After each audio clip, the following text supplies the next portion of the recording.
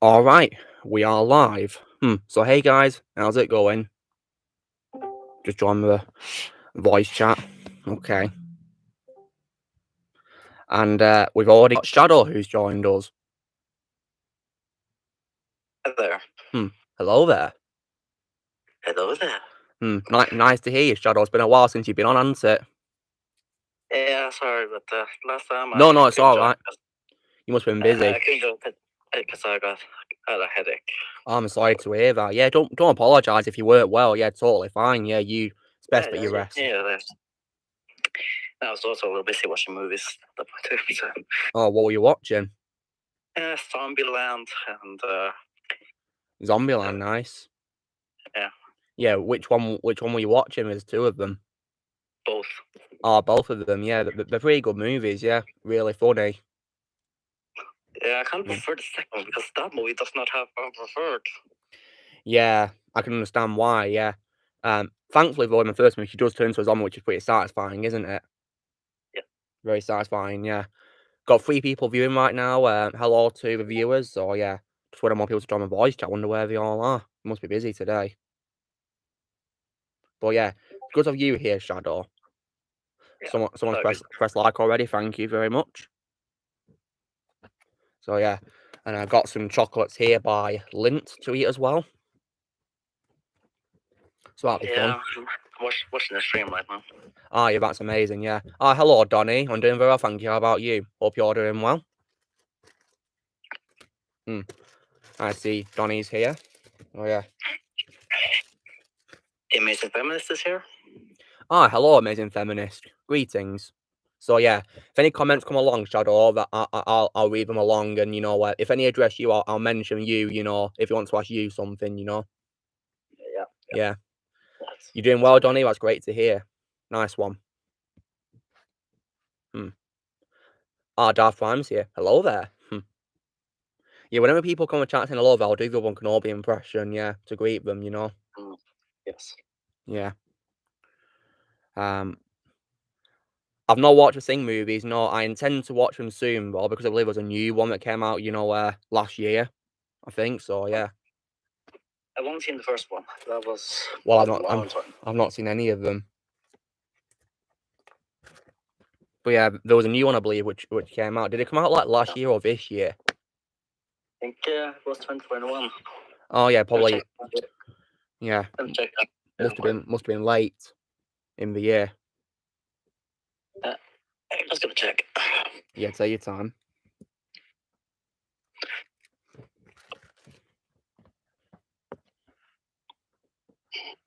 But yeah, I do intend to check them out because I've got a pretty cool voice cast, lots of pretty good actors in it, so I'll definitely give it a watch.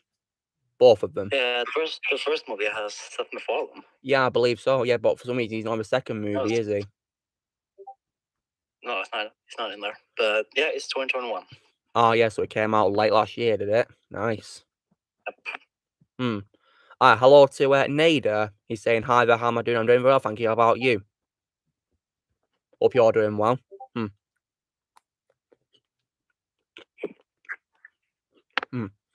This chocolate I'm eating tastes a bit like a Battenberg roll. Alexander and Blazer here. Excellent. Yes. Welcome. Thanks. Blaze let me know that he can't talk here because he's pretty busy. There's lots of noise on the background for him, which is understandable. Yes.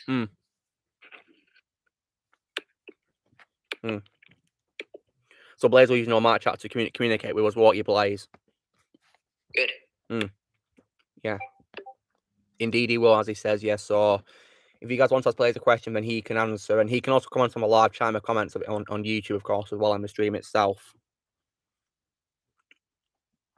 So Alexander, how's your day been today? Right now, not too good. Oh but no, I hope sorry to hear that.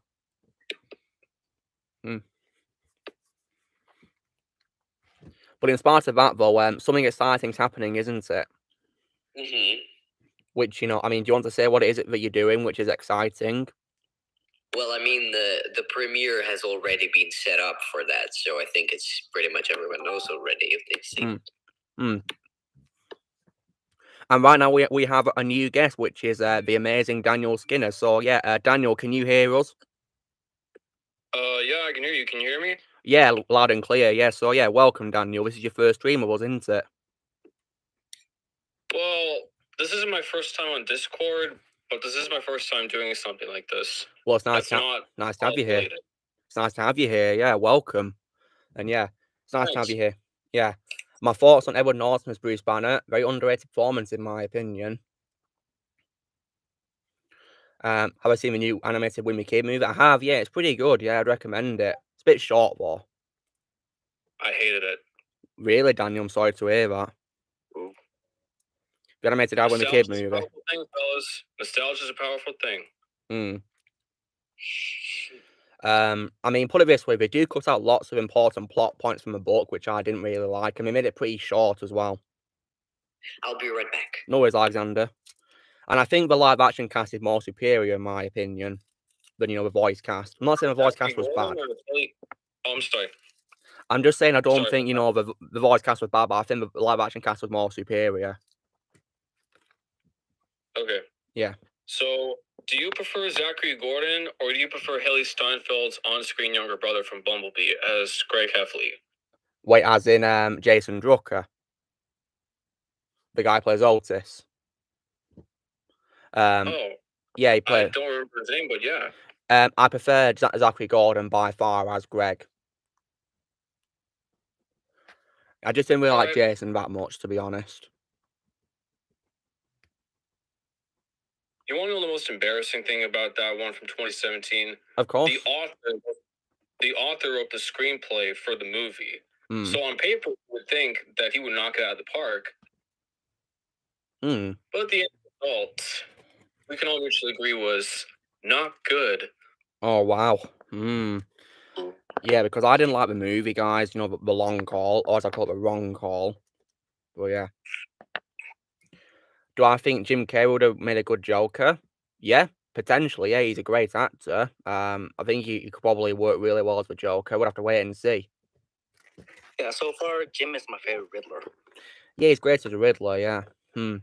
How's it going? I'm going very well, thank you, Bo. The church scene, oh, that's really funny in Roderick Rules. So Daniel, let me guess. Are you going to watch the sequel to this animated movie, which has been confirmed? Probably with my 7-year-old cousin Michael, but it all depends. Because based on what you said about hating the first one, you sound like you don't want to continue, do you? Well, just because I hated it does not mean that I'm not open for second chances. So you're going to give this one a chance, are you? Most likely. Well, I'll probably check out when it comes out as well, yeah. Did anyone check out Peacemaker? Peacemaker? Oh, yeah, for sure. I might check it out, hopefully. Man, it was so funny. It was funny. I love it.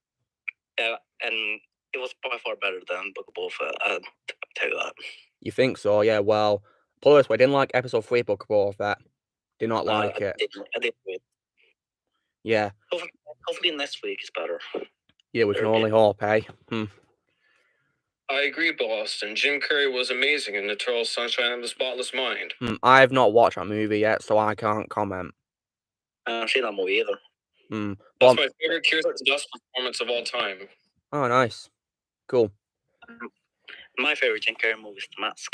Oh, yeah, that's a great movie, yeah. I heard there was a sequel to it, but I don't really want to watch it because I heard it was bad from critics. Yeah, it was really bad.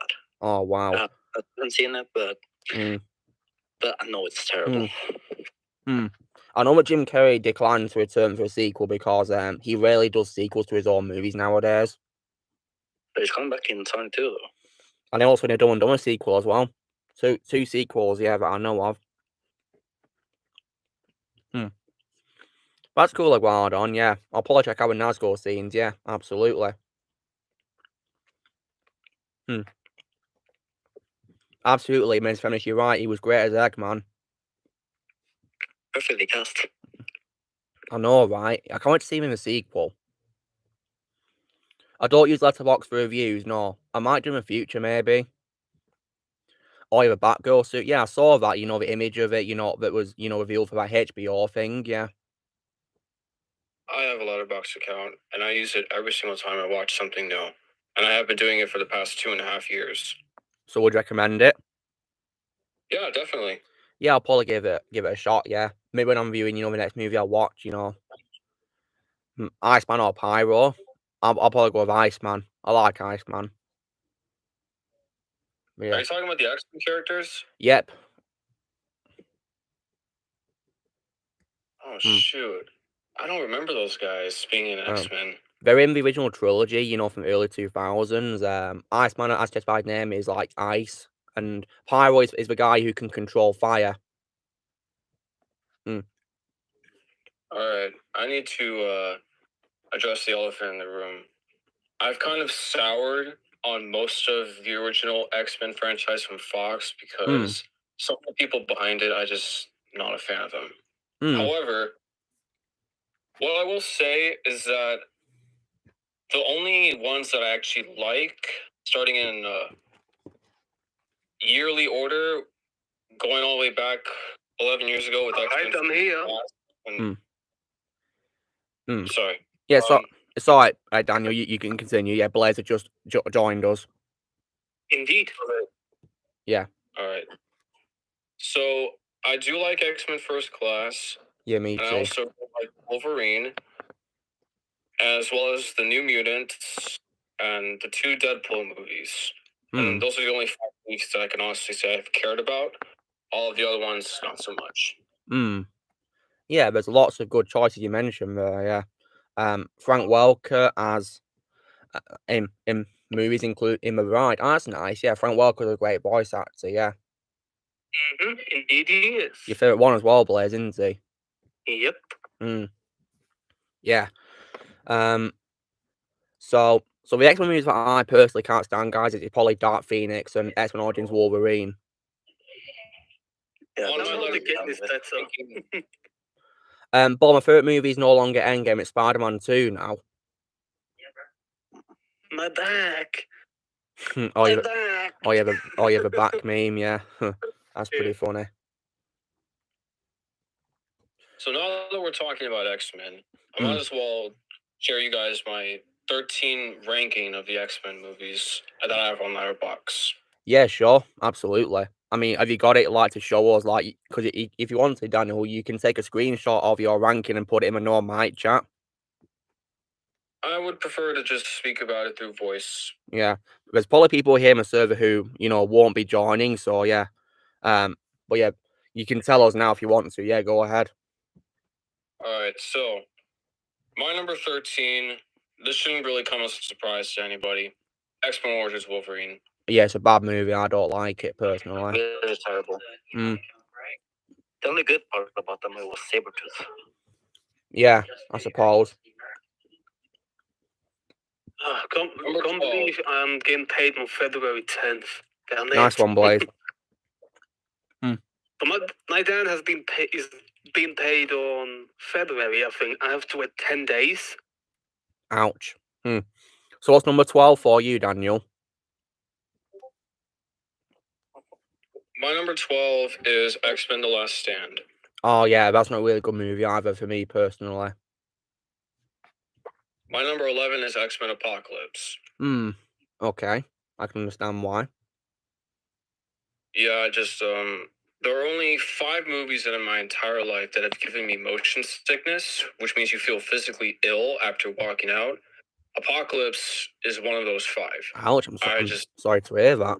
I hated what they did with Apocalypse, and I really don't understand why they decided to mess up the Magneto thing in the second half. I thought the first half with Magneto was great, and then the second half just didn't make any sense to me. And I feel really bad for Oscar Isaac because he was just horrible Apocalypse, because all he does for the end of the human race is just touch a TV, and he just says learning in the most laziest delivery line possible. And I don't know, I feel really bad for Oscar Isaac for getting involved in something like that. And also, what kind of 20th Century Fox executive thought it was a good idea to make Oscar Isaac the exact height he is and not 7'2" like he is in the comics, even though it's only for one scene?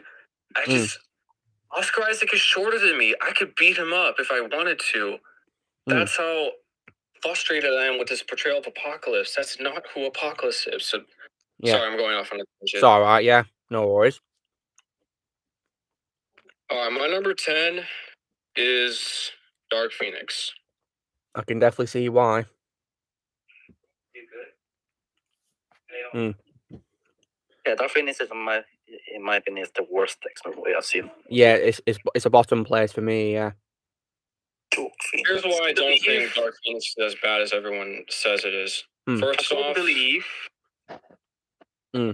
the cast and the director I can tolerate a lot more than the previous three. And then, I don't know. Jessica Chastain is my top 5 favorite actresses of all time, so gotta give her points for that. Fair enough, eh? But yeah, all of the criticisms are extremely 100% valid. I just think Dark Phoenix is much more rewatchable and more easier to put on than the bottom 3. That's the only reason why it's 3 spots above and not in last place. Fair enough. Hello there, Backdoor. Welcome. So what's after Dark Phoenix for you, Daniel? What's up, Blaze? I can't believe I had to make myself watch Crap Eternals. Oh yeah. I literally fell asleep yesterday watching it. Yeah, were you bored? Yeah. Poor you, Blaze. Sorry to hear that. Thankfully, Hotel 4 was much better. Oh, nice. So, what's next after Dark Phoenix for you, Daniel, in your ranking? The first X-Men movie. Okay. And then we have X2, just slightly beating out the original one. Understandable. And now I'm about to stir some controversy. I think X-Men Days of Future Past and Logan are extremely overrated. That's why they're tied in the middle for me. Well, I don't think it's being controversial. It's just your opinion, Daniel. There's nothing wrong with having a different opinion. So yeah, you think overrated, that's totally fine by me. All right. So on your Letterboxd account, every movie that I've discussed so far, I would go mixed to negative. All of the other ones I would give a positive rating. Okay. So then we have the Wolverine. Great 2/3 of a movie, and then the last act just goes to Michael Bay-isms. And then you got Deadpool 2. And now we're getting into the top 3. My number 3 is The New Mutants, then First Class, and Deadpool. That's it. Nice. So Deadpool's your all-time favorite, Daniel. Yeah. Great choice. Much. Absolutely. Donnie's asking. And I'll tell you why I think Dark Phoenix gets way too much flack than it already deserves, and why I have it at number 3. So yeah, go ahead. One of my favorite movies of all time was The Breakfast Club. And so this movie obviously takes place, has a setting similar to The Breakfast Club. Also, unlike a bunch of other movies that I've talked about, the people who worked behind the scenes are not people that I don't really care about or even like at all. It's directed by a guy by the name of Josh Boone. I actually like this little rom-com he did. I think it's called 5 Feet Apart. Anya Taylor-Joy, Charlie Day, and what's her name? Maisie Williams. Perfectly cast. And the other 2 guys, perfectly cast. And then Alice Braga, she's a lot of fun. And the movie's only 90 minutes, so it's very easy to watch and put on. That's nice. And since I'm a horror fanatic, I appreciate the fact that it actually decided to go where most movies pretty much tend to ignore, for like the nightmare stuff, and the fact that they actually had gore for a PG-13 movie. That was a plus for me. So yeah, I really like The New Mutants, and I don't really understand why people thought it's a 5 out of 10. It's been long delayed. Well, I don't think it's as bad as Audience Wolverine. Put it that way. The Ramond is in the live chat. Yeah, hello Ramond. You're going to join my voice chat. We'd love to have you here. Donnie's asking, do I think Dark Phoenix is as bad as Eternals? No, I think Dark Phoenix is slightly better than Eternals. Yeah, I agree with you there. Yeah, because I think Eternals was incredibly boring as hell, but thankfully Dark Phoenix had several watchable aspects, like for example, way better, characters like, Xavier and Magneto, Jean as well. Also a little bit of action. Yeah, there's a bit more action, yeah. Arthur Munder's joined us, excellent. Yeah. Although And Dark Phoenix does feel like a rehashed of X-Men 3. pretty much, yeah, Lucky Nerd, yeah. It's the same plot, based on a Dark Phoenix comics, yeah. Except it's executed a little bit better. Just a little bit. Just a little bit. Do I like Josh Trank movies? Wait, didn't he direct Phantom Force? Yeah, but he also did Chronicle as well as that Al Capone movie with Tom Hardy. Well, I've not seen any other movies he's done besides Phantom Force, so yeah, can't comment. So, Ramon, in case you're wondering, this user here is called Daniel Skinner, who's just talking right now. Nice to meet you. Yeah, nice to meet you too. Yeah. So you guys have never asked for my opinion on Eternals, have you? I don't think anyone here knows your opinion, do we, Daniel? Alright, I'm just going to keep it very short and simple. Yeah, go ahead. Eternals for me kind of feels like my opinion on Rob Zombie's Halloween. The things that I don't like, especially when I rewatched it yesterday, the things that I don't really like about it, I like it a little bit less. But the things I love about it, I liked it even more. So it's a mixed bag of good ideas, poor execution, bad ideas, and actually pretty decent execution. So Nice. Eternals for me is a mixed bag of, there's one part of it that I think is borderline just not good, and then there's a part of it that I think is a huge missed opportunity, and then there's actually stuff in there that I actually like. And also, I refuse to give a negative rating to any movie that stars Angelina Jolie. I just simply refuse to. Fair enough, you must like her as an actress, I take it.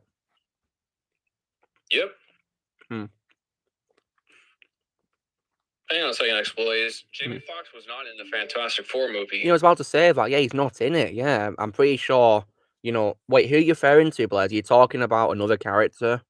You got confused. Maybe he's talking about Michael B. Jordan. I don't know. We're talking about, the father of, Johnny and Susan, Franklin Storm. I don't know who he's talking about. The ones I can think of. Man, his origin story in First Class. I loved his origin story. It was pretty great how it showed his origin story. I thought. Oh, Lucky Nerd just left us. He was about to say something, but then he just left. Yeah, the guy that you just talked about, the father to Michael B. Jordan and Kate Mara. Yeah, Reggie he was Caffey. In the mask.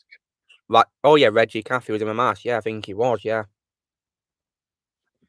And unfortunately, I do believe his final role was in the Luke Cage Netflix show, wasn't it? No, it was Tyrell. I mean, Reggie Caffey, the actor who plays Franklin.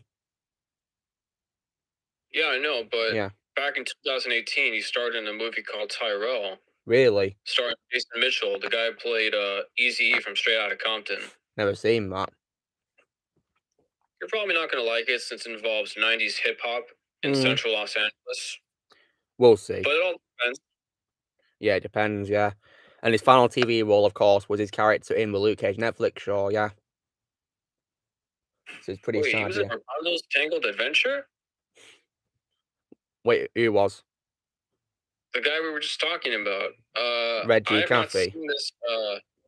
I have not seen this Disney Channel Rapunzel spinoff TV show, but it says that one and Luke Cage were his final acting credits. Oh, really? That must have been it then.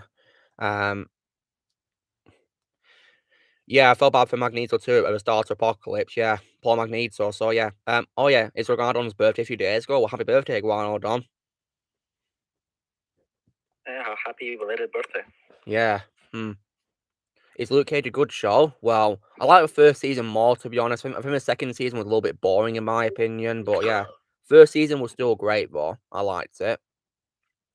I thought the first half of season 1 was good, and then Marshall died and just went way downhill. Yeah, I think it did. Yeah. Squid Game, really? Squid Game. I've not seen a Squid Game show yet. No. Not Squid Game. I think it's a good show. It's on Netflix, isn't it?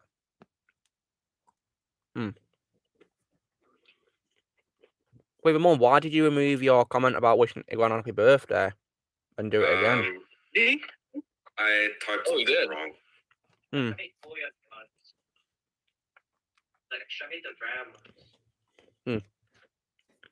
Yeah.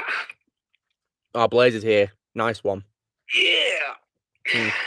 Have I seen Team America World Police? A long time ago, yes, Bo. A very long time ago. I really want to see that movie. Yeah. I might probably rewatch it one day so I can get a better understanding of it. Wait, where's Ozzy?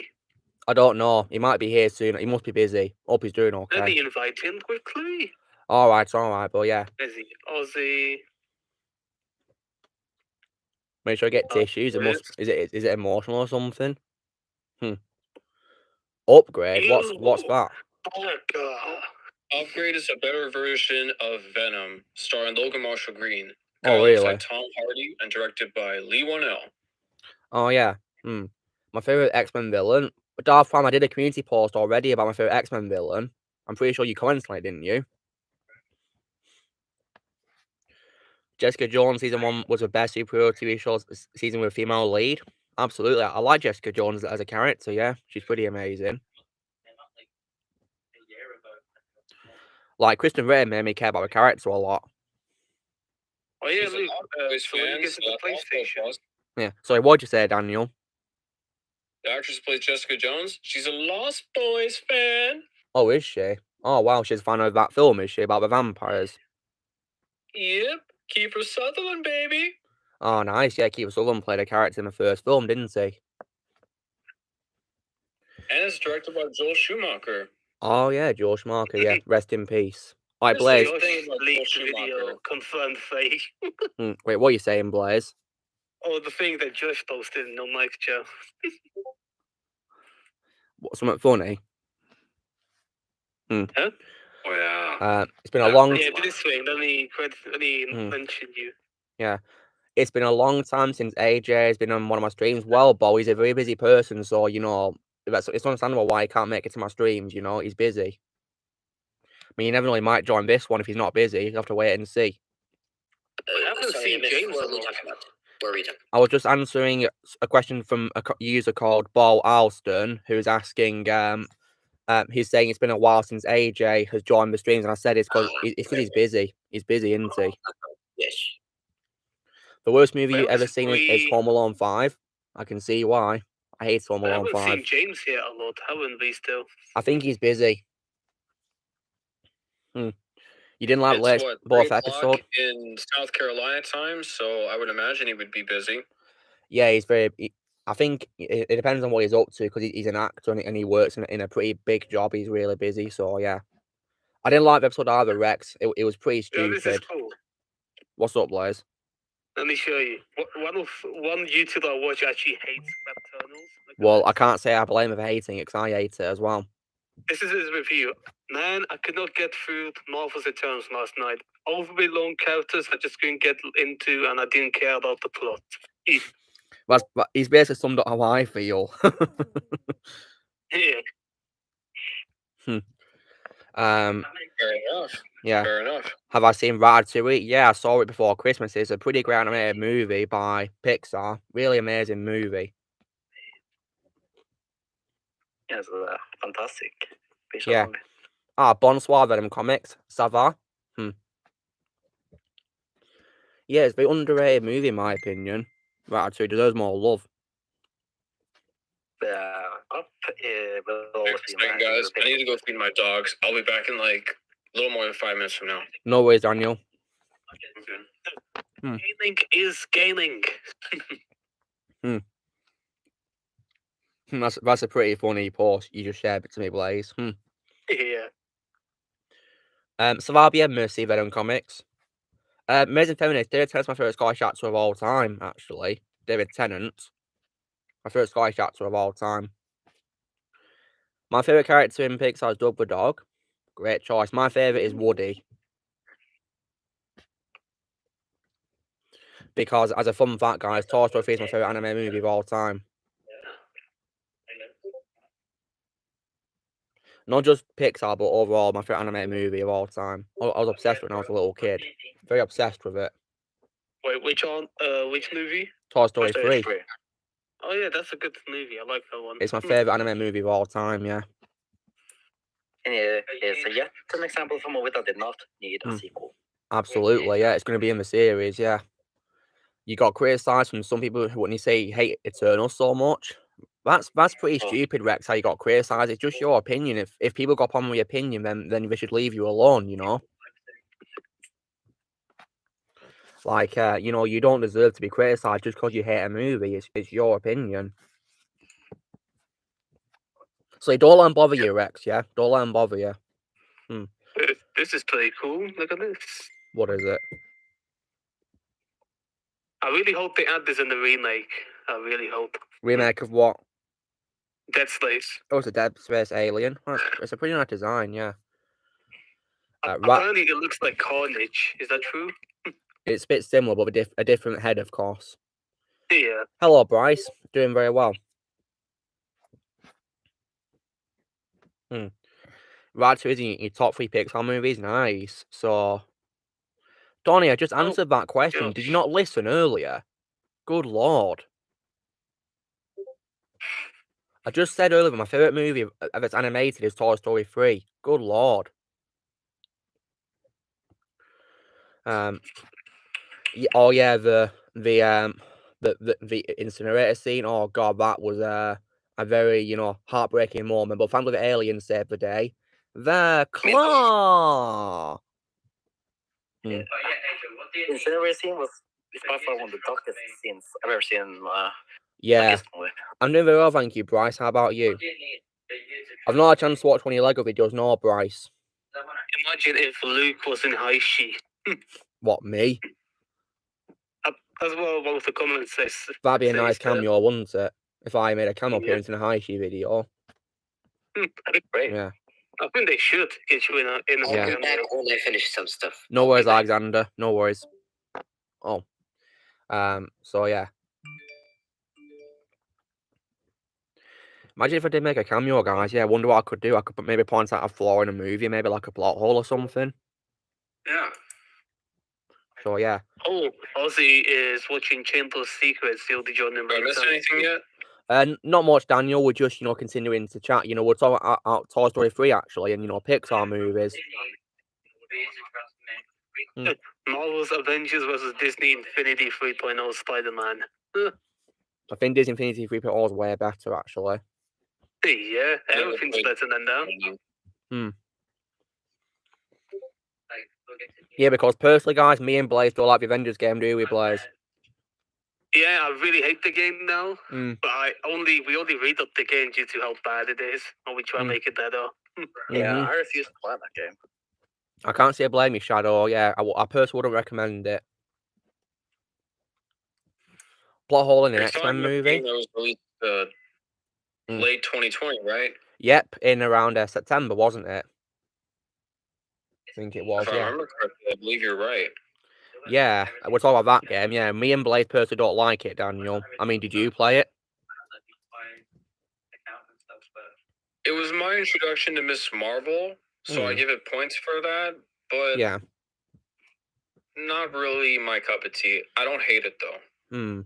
I mean, you know, I do like her in the game. You know, it made me like the character a lot. I mean, I was introduced to her via Lego Marvel's Avengers, actually, guys, the game, so yeah. Oh, nice. It's the first time I was introduced to her. Oh, wow, so we're both equal out of the month. Yeah.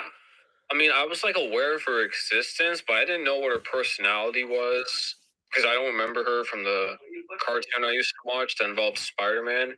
But, you know, she's an Inhuman, and Kevin Feige hates Inhumans, so so might as well change her. Apparently, there was a show about Inhumans, weren't there? But it got cancelled, didn't it? Yeah, after one season. Yeah, it did. Yeah, I saw the show, and it was awful. Yeah, I know that Ramsay from Game of Thrones, the actor plays him, appears in the series, I believe. Yeah, it's all God's fault. Yeah, you and Rion, yeah. My favourite meme. There's probably the best actor in the series. Josh says he can't join. No worries. We Venom Comics, J-regarded episode or the Star Wars The Book of Boba Fett. We J-regarded episode. just sent us all the episode because, in case you guys are wondering, Venom Comics is a French speaker, so I've got to speak to him in French. Understandable. Yeah. My favourite meme of all time, Bryce, well, I'll give you a clue, actually, because the thing is, it appears at the start of my videos, actually, so yeah. Yo, dudes, the Empire is pretty chill. Maybe you can, like, join it or something. Yeah, it's advertised membership, yeah. Yeah. I mean, you know, this is it, guys, you know, right here. Hold on. Yo, dudes, the Empire is pretty chill. Maybe you can, like, join it or something. Yo, dudes, the Empire's pretty chill.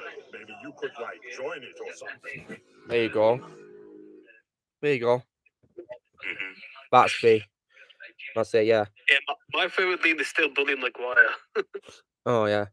Bit cringy, though, yeah. I should replace the Especially Bright the one Idea where- guy. Nah, the Bright Idea guy should stay. He's funny. Speaking of Bully Maguire, do you guys want to hear my ranking of the Spider-Man movies? Sure, Yeah, go sure. ahead. Alright, take care, Bryce.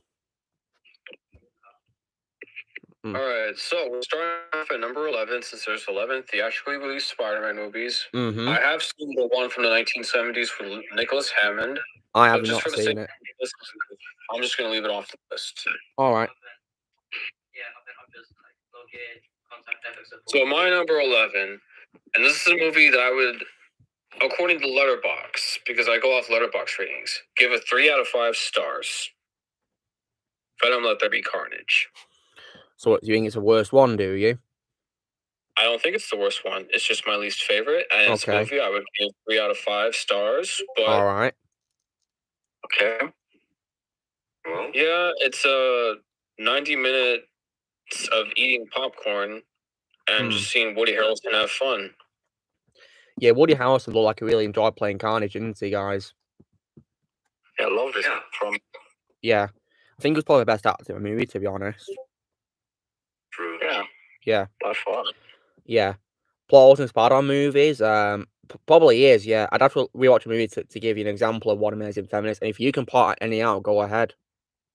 So, I've got plenty to point out that I'm ready to talk about. So, what's after Let There Be Carnage in your ranking, Daniel? Wait, can you say that again? What's next after Let There Be Carnage in your ranking, then? Oh, sorry. My voice audio was funky. It's My alright, number no worries. 10, we're starting for the films that I would give 3.5 out of 5 stars. Alright. Spider-Man. Spider-Man 3. It's a Yeah. movie that I was 5 years old when it came out, and it's probably the one out of the original trilogy that I've rewatched the most. Yeah, I rewatched Like, it before I went home, actually. I can't defend some of the things that are actually bad about it, but I think it's a movie that does have a lot of merit and gets way too much overhate while still acknowledging its flaws. Yeah, like, does have good moments. Absolutely. So, let me really quickly, before I talk about my thoughts on Spider-Man 3, let me go ahead and share something that I think would have made the film better. Yeah, go Despite ahead. the fact that I know that Sam Raimi does not like Venom, I personally think Spider-Man 3, if it hadn't been broken up into 2 movies, if it was just one, I think Spider-Man 3 should have just been about Harry and Venom, and you'd have to cut out Sandman completely. You think so? Okay. Oh, okay. Alright. Yeah. So, were you not really a big fan of Sandman, Daniel? Well, it wasn't that I wasn't a fan of him. I just would have preferred if it was just Venom and Harry. Alright. Just pulling out of it and not have them retcon the death of Uncle Ben. Okay. Yeah, the retcon was quite confusing, weren't it? Yeah. Yeah. All right, so let me get some of the positives out of the way. I think that this is my favorite Kirsten Dunst's portrayal of MJ Nice. out of the trilogy. Bryce Dallas Howard as Gwen Stacy. Casting for its time. Nothing else needs to be said about it. I thought she was decent with what she was given. And did you know this, Daniel? But you know in the stunt scene where she's on the crane? She's pregnant. Yeah, she was pregnant, yeah, when she did that stunt and she had no idea. Can you believe that? Wow. Wow. Yeah. Alright, so now let's move on to the mixed things. Harry getting amnesia. It kind of feels like that they were setting him up to be a main antagonist, but it felt like Sam Raimi in the studio wanted to focus on Sandman and Venom, so to get rid of New Goblin, they just had to give him amnesia, and he's gone, and then the movie focuses on Sandman for a lot of it, and then because they want to go to Venom, they have to cut Sandman out of the story for a little bit, so what do? They get an amazing action sequence where Peter just turns Sandman into water. Mm-hmm. And now to the stuff that people have a bit of an issue with. This should be interesting. So, Topher Grace's Venom. 90% of the criticisms are completely 100% valid. However, there's a part of it where I actually did like. Because from what I want out of a Venom, I want my Venom to be big, hulking, but also very mysterious. And the one thing that frustrates me about Tom Hardy's Venom is that he's not a mysterious anti-hero. He's more of this loudmouth, charismatic dude who likes to go about the streets of San Francisco and just, wreak havoc. The Venom that I know is big, hulking, and will obviously go up against Spider-Man. But there's always this secretive, dark side that's very mysterious. And I only get that out of the Topher Grace one. Okay. And then, So what did I miss? Daniel was talking about Spider-Man movies, Blade, his ranking. Okay. And then I thought that on back to the positive side, they closed out the trilogy really well by tying up all of the loose ends in a really nice bow by the death of Harry, and the very end with Peter and Mary Jane dancing. A really good way to close out the trilogy. And also, even though I know that they had plans for Spider-Man 4th time, the way that this movie ends kind of feels like, well, I don't think they really have set up a Spider-Man 4, have they? I don't think it tried to, no, the third movie. Yeah, so I thought it wrapped up nicely. Sure, you could have done a fourth one that would have delved into the relationships of Peter and Mary Jane, but for some people, including myself, that dance was enough resolution to feel like it was very satisfying. Yeah, the final dance together was pretty nice, and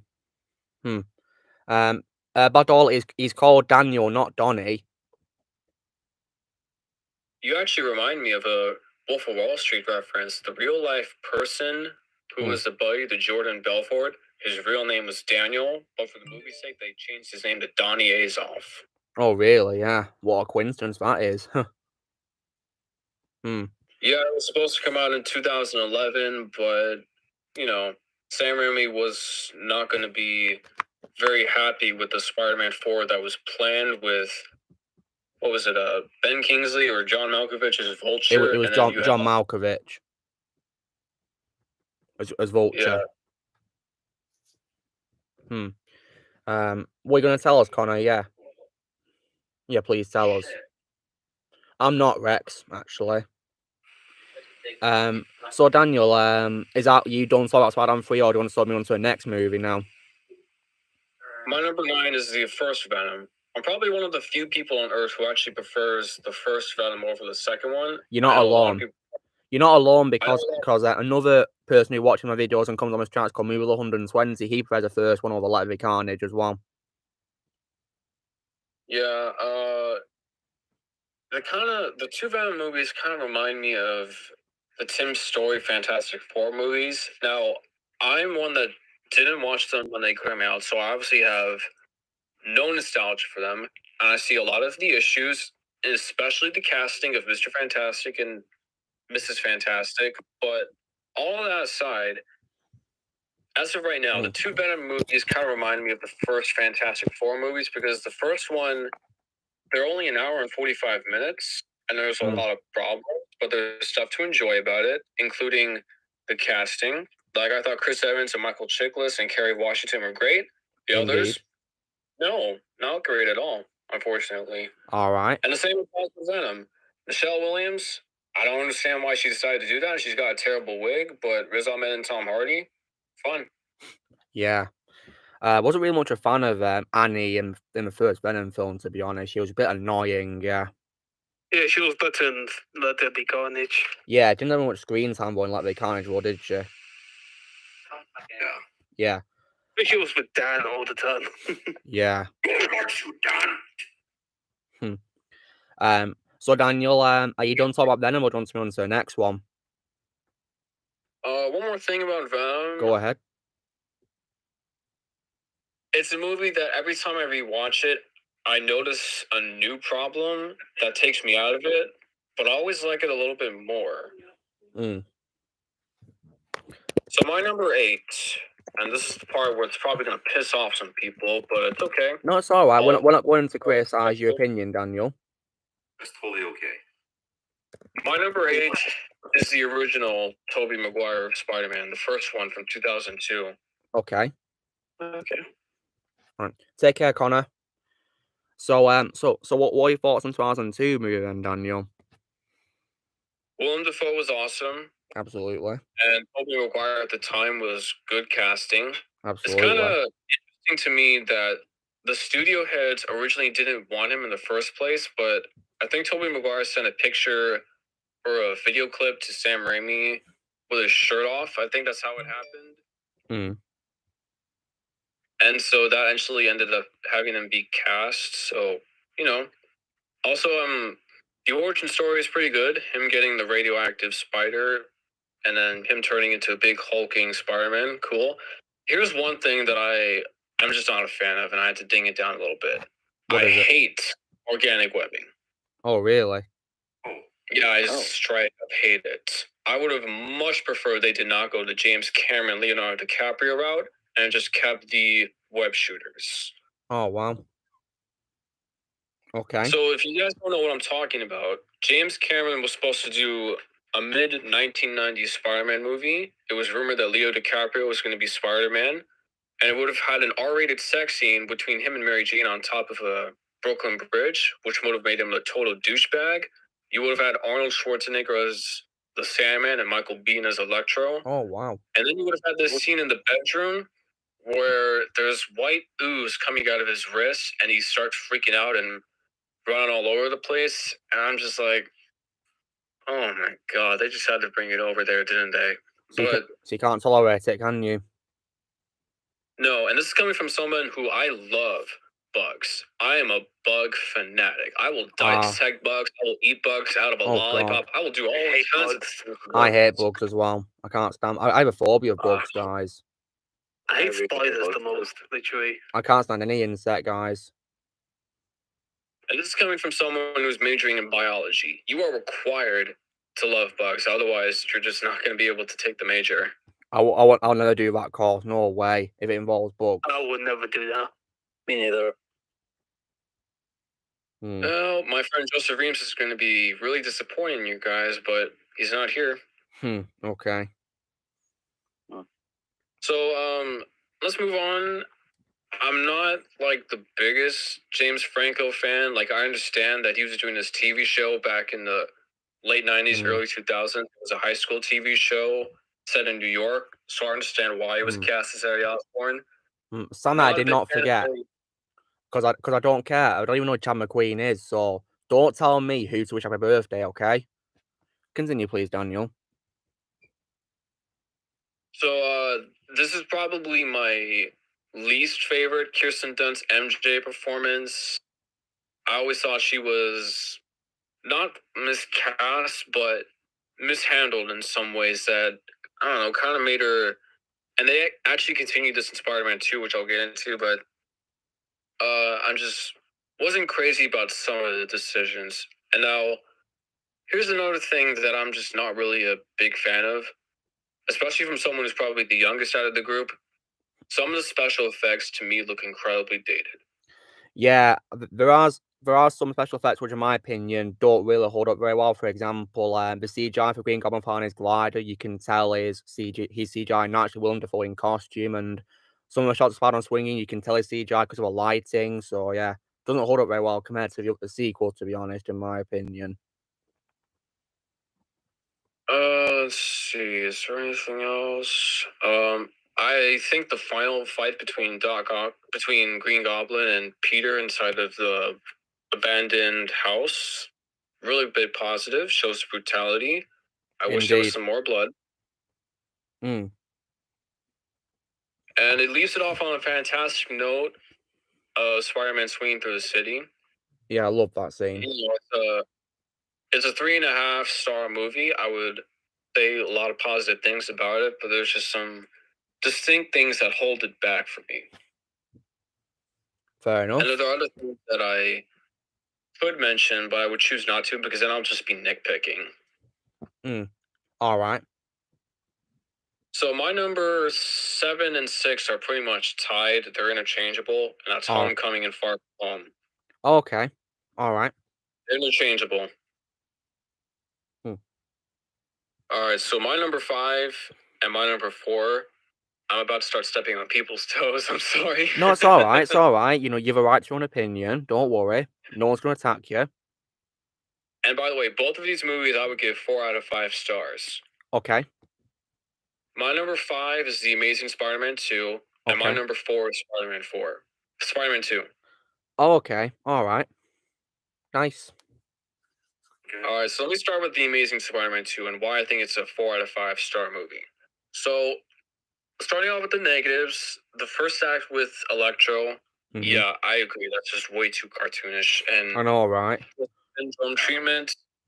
But I think he and Syndrome are the ones who did it best, especially after watching No Way Home. You understand Electro's motivations a lot more, so... Wait, Syndrome? Yeah, the Syndrome trope of the hero, the guy who worships the hero but again gets backstabbed, so he becomes a villain. The Syndrome trope from Batman Forever, Amazing Spider-Man 2, and Iron Man 3. Is that like a trope now? Is it because of the character from The Incredibles? Oh yeah, it's a trope, all right. Yeah, I know that Aldrich Killian is also part of a trope as well. From Iron Man 3, yeah. That's actually my second favorite MCU movie. Iron Man 3? My super suit? Oh, yeah. That's a popular meme, yeah. Where's my super suit? Yeah. So you like Spider-Man 2 overall, do you, Daniel? Yeah. So, Nice. I think Peter Parker and Gwen Stacy much better than Mary Jane in the first two Raimi trilogy. I thought their chemistry was awesome. Andrew Garfield is without question the best actor to have portrayed Spider-Man. I mean, Tobey Maguire and eventually Tom Holland will get there, but Andrew Garfield, man, I just remember seeing him in The Social Network, and then Martin Scorsese's Silence, Hacksaw Ridge, Under the Silver Lake, and all these other things that he has done. And he's a world-class, A-list talented actor that I think the argument that, well, Tobey Maguire is better than Andrew Garfield, where's the thing though? Tobey Maguire may be better than Andrew Garfield in terms of Spider-Man, but acting-wise, I don't know if you can make that argument. I mean, sure you could make it for Brothers as well as that horse movie he did back in 2003 called Seabiscuit, but other than that, I don't know, it's iffy. Whereas Andrew Garfield, he swings for the fences and always park. Yeah, I think the only role of Tom Maguire that I've seen besides Spider-Man is his voice role as Lou in Cats and Dogs. And that's so you've never seen that, you never seen that movie where Tobey Maguire and Reese Witherspoon go into a cartoon in black and white and they meet Paul Walker, released in 1998? I've not seen it, no, I've not seen any role of Tobey besides Lou and Spider-Man. I intend to check out A Great Gatsby one day with him and Leo DiCaprio in. Fair enough. Yeah. Not a big fan of that movie, but fair enough. Yeah. I believe that movie spawned a famous meme about Leo holding up a glass of wine or something as like a meme. You are correct. Oh, yeah. I use it meme quite a lot when I reply to comments on Twitter usually, you know, to people, you know, saying congratulations or whatever. So, Alright, so now we're moving to...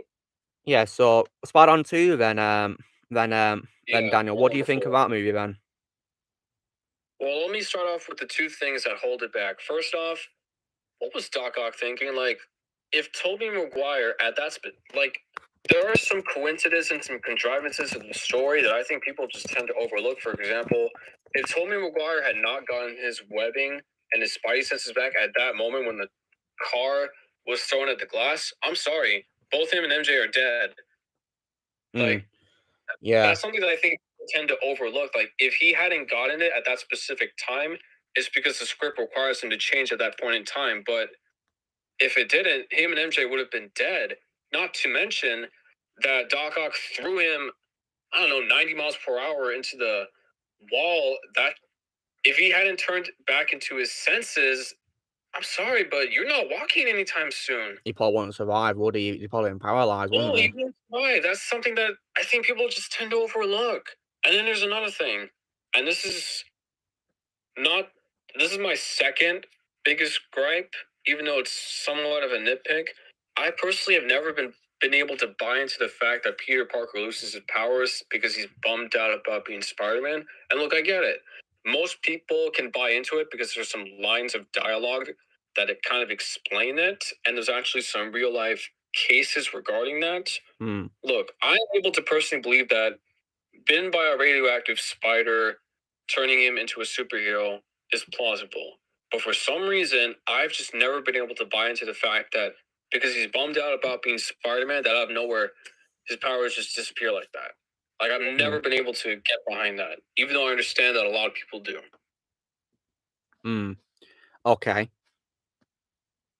But it's still a 4 out of 5 star movie. I mean, my favorite action sequence of Spider-Man of all time is the train sequence. Absolutely. And I think That was favorite villain epic. of the entire franchise. That James was Franco's epic. handled a lot better. J. Jonah Jameson's a lot of fun, as well as Elizabeth Banks. Oh yeah, absolutely, yeah.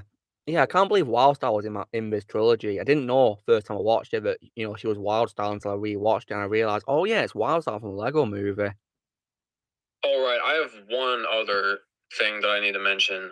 Why did Mary Jane leave J. Jonah Jameson's son like that? I'm sorry, but the real life scenario would happen is that would cost, especially for a wedding that expensive, that would cost a lot of money to cancel everything.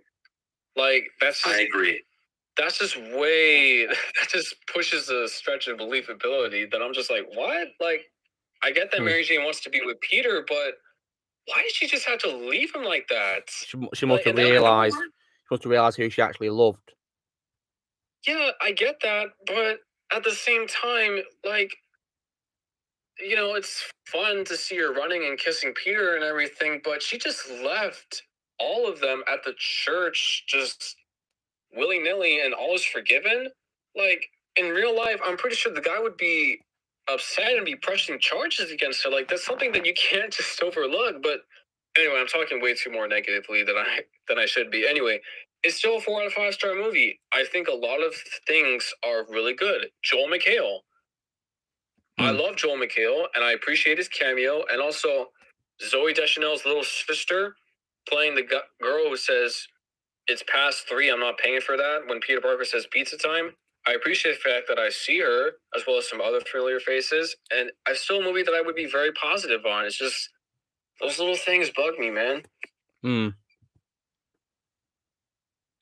So, what's after Spider-Man on your ranking, then? My number 3 is the first Amazing Spider-Man with Andrew Garfield. Okay. I think some people like to critique that The Amazing Spider-Man is a retelling of the first Tobey Maguire Spider-Man movie. However, for me, the first Amazing Spider-Man improved on a lot of aspects from the first Tobey Maguire one. That's why I think it's a much more consumable origin story. First off, a much better love interest. Dennis Leary, Martin Sheen, and Sally Field. I mean, Martin Sheen, one of the greatest actors of all time. I've always enjoyed Dennis Leary's comedy work. And Sally Field played Forrest Gump's mother. Oh yeah, she was great as she was also great as Daniel Day-Lewis's wife in Steven Spielberg's Lincoln. So great supporting cast. Andrew Garfield clearly understood the assignment and studied some movements of spiders. Obviously, I'm a big fan of the web shooters, and also I don't even think I've talked about this. I used to play in an orchestra in high school, or for some of you British people, secondary school. So as a music composer myself, I was able to resonate a lot more with how different composers did the Spider-Man score. So you got the Tobey Maguire one said Danny Elfman for 2 out of 3 of them. Danny Elfman, obviously really good. The third one, Christopher Young, he's been working for a long time and he's good. And then we get to the first Amazing Spider-Man with James Horner. Rest in peace. Dude. Rest in James peace. Horner likes to repeat himself a lot. That's something you could critique about him, but I don't know, man. Oh, Lily's coming down, guys. Lily's here. Good. Come here, Lil. Come here. So yeah, you like the first movie, do you, Daniel? Yeah, it's my third favorite. Nice.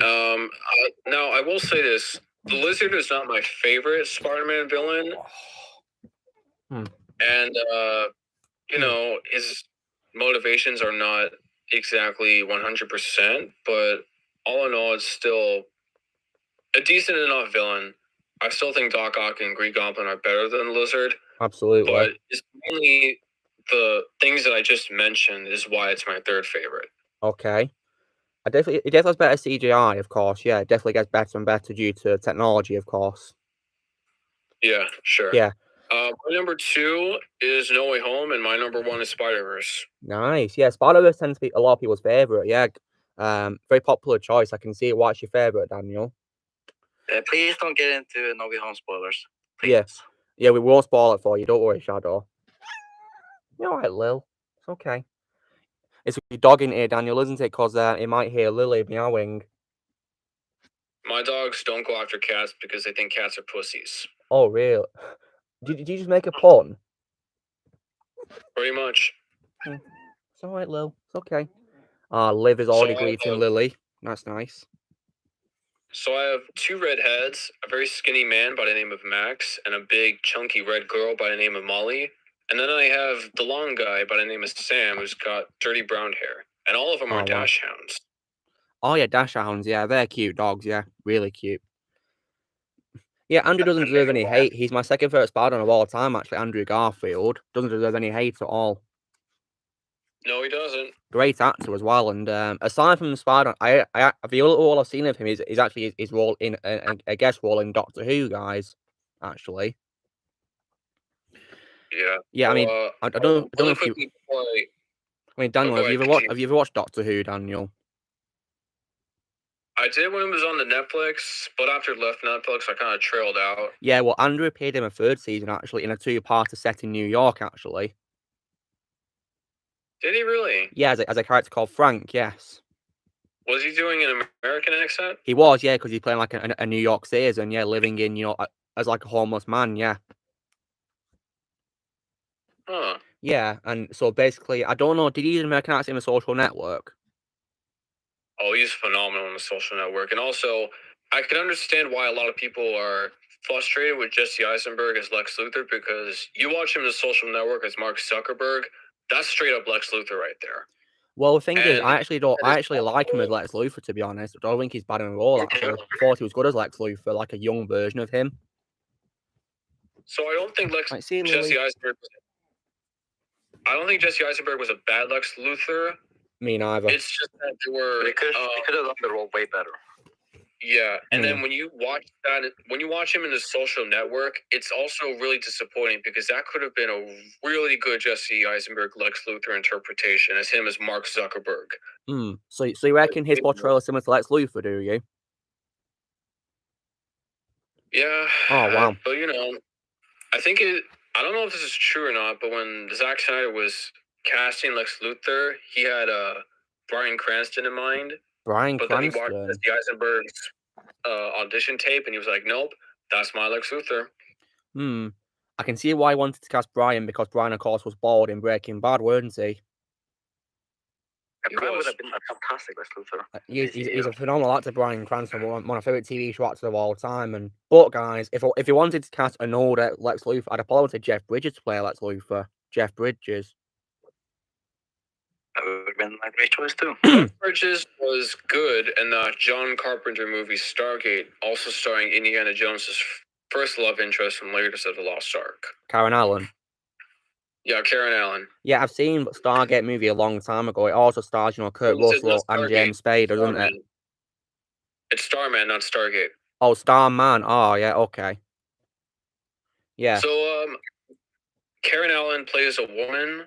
Her husband died a long time ago, and then an alien comes home and sees her husband, who happens to play Jeff Bridges. The alien becomes Jeff Bridges, and the rest of the movie, under the great John Carpenter's direction, is about the man learning to discover humanity through the presence that he decided to take. I see. Jesse Eisenberg should have taken points for Michael Rosenbaum's Lex Luthor. Well, I've not seen Michael's performance as a Luthor in a Smallville, so I intend to binge watch it one day. If you binge the entire 10 seasons of Smallville, I will think that is an incredible achievement, because did it start good, have a middle point that was straight out bad, but then you had the last 2 seasons that ended on a positive note. Well, I'll definitely give it a go. Yeah, I'll see if it's on streaming to watch one day. I'll give it a watch. Ozzy's joined us. Hello, Ozzy. Hey, guys. Nice to see you here, Ozzy. I think you joined a few minutes ago, didn't you? Yeah, I'm just going to be on for a little bit, then I'm going to go watch Prisoner of Azkaban again. Nice. Great movie. I believe that's one of Daniel's favorite movies of all time, isn't it, Daniel? Yeah, it is. Because I'm a big fan. Yeah. Prisoner of Azkaban is like a horror movie in a way, isn't it, guys? Because it's pretty dark, isn't it? It's really... Some push the PG bound. That's all I'll say. Yeah, it's actually the last Harry Potter movie in the UK to be rated PG before it started to rate it 12. Because from Goblet of Fire on, it was rated 12. What about the Half-Blood Prince? It's rated PG over here in America. It was rated 12 for me. Yeah, every movie since Goblet of Fire has been rated 12 for me in the UK. The first 3 were rated PG. Which That's funny you should say that. It's interesting. As far as I know, every time that I look at the Half-Blood Prince through IMDb, it's always rated PG. It's never 13. That's very interesting to hear, yeah. Hello, Knoxwave, welcome. So aside from, Lex Luthor, I've also watched Jesse Eisenberg. My favourite role of Jesse is probably Columbus in the Zombieland movies, actually. Have you seen him in M. Night Shyamalan's The Village? I have not, no. So, Jesse Eisenberg started out by appearing in Wes Craven's Cursed, which is a werewolf flick starring Christina Ricci and Milo Ventimiglia. And he also appeared in M. Night Shyamalan's The Village. And this was a few years before he did Zombieland. So at the time, he was an up-and-coming actor who appeared from iconic directors like M. Night Shyamalan and Wes Craven. And before that, he was just the commercial guy. And also getting to act alongside Joaquin Phoenix and Adrian Brody and Sigourney Weaver in The Village. And then Cursed, Wes Craven, one of the great horror directors of all time, werewolf movie. Nothing else needs to be said. Yeah. And I also, of course, like his voice work as Blue in the Rio movies as well. Even though I didn't like Rio 2 that much. I haven't seen those movies in a long time. I saw them first time recently. I like the first one way more, to be honest. Yeah, they're fun, but forgettable children's movies that I guess you could say I watched them a lot when I was younger, but I haven't watched them in years. I don't think I would like them now as an adult. Fair enough, yeah. So yeah, I skipped Rio 2. Yeah, I personally recommend to avoid Rio 2. Yeah, it's unnecessary sequel for me personally. Yeah, the movie is god awful. Yeah. Isn't that the one where they have the kids though? The kids, yeah, it's where Blue and Jewel have children, yeah. Like, I mean, the bad qualities have a Rio 2, guys. I don't like how it brings back Nigel as a villain because I think it makes his defeat in the first film pointless. And also, I also don't like how a character called Pedro and Nico have very little screen time. You know, Will.i.am and Jamie Foxx's characters who they voiced, they hardly have any screen time in the sequel. Wait a minute, are you saying that the White Bird survived getting impaled by a plane glider in the first movie? Yep, he somehow survived getting in the blade and he comes back as a villain. But the thing is, he can't fly in the sequel. That's a penalty of surviving, but he can't fly. The blades should have killed him. Yeah, realistically, but But I think it's a kids movie. They decided to make it, you know, child friendly by making him just paralyzed instead of killed, you know, to make it kid friendly.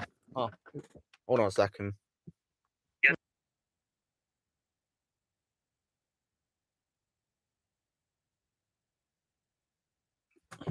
Princess and the Frog, Dr. Facilier's death in that movie is really dark. Oh wow. Oh yeah. I mean, there are some. Oh yeah, baby.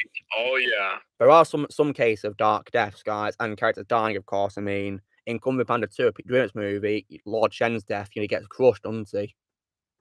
Yep. Gets crushed by his own creation. Yeah, Lord Shen's my favourite Dreamworks villain of all time, guys. Lord Shen. And Syndrome, he literally gets pulled into a jet turbine from his own cape. Yeah, what a way to defeat him, eh? Syndrome was also a great Pixar villain, actually, as well, guys. I like Syndrome a lot. Batgirl suit reveal. He was okay, Noxwave, but yeah. So so when it comes to Rio as well, guys, yeah. So Nigel actually did survive the blade, Daniel, yeah. But the penalty is that he can't fly. Legend of the Guardians: The Owls of Ga'Hoole, directed by Zack Snyder. I have not seen that movie, but because it's by Zack, I might intend to watch it now. I haven't seen that movie in years.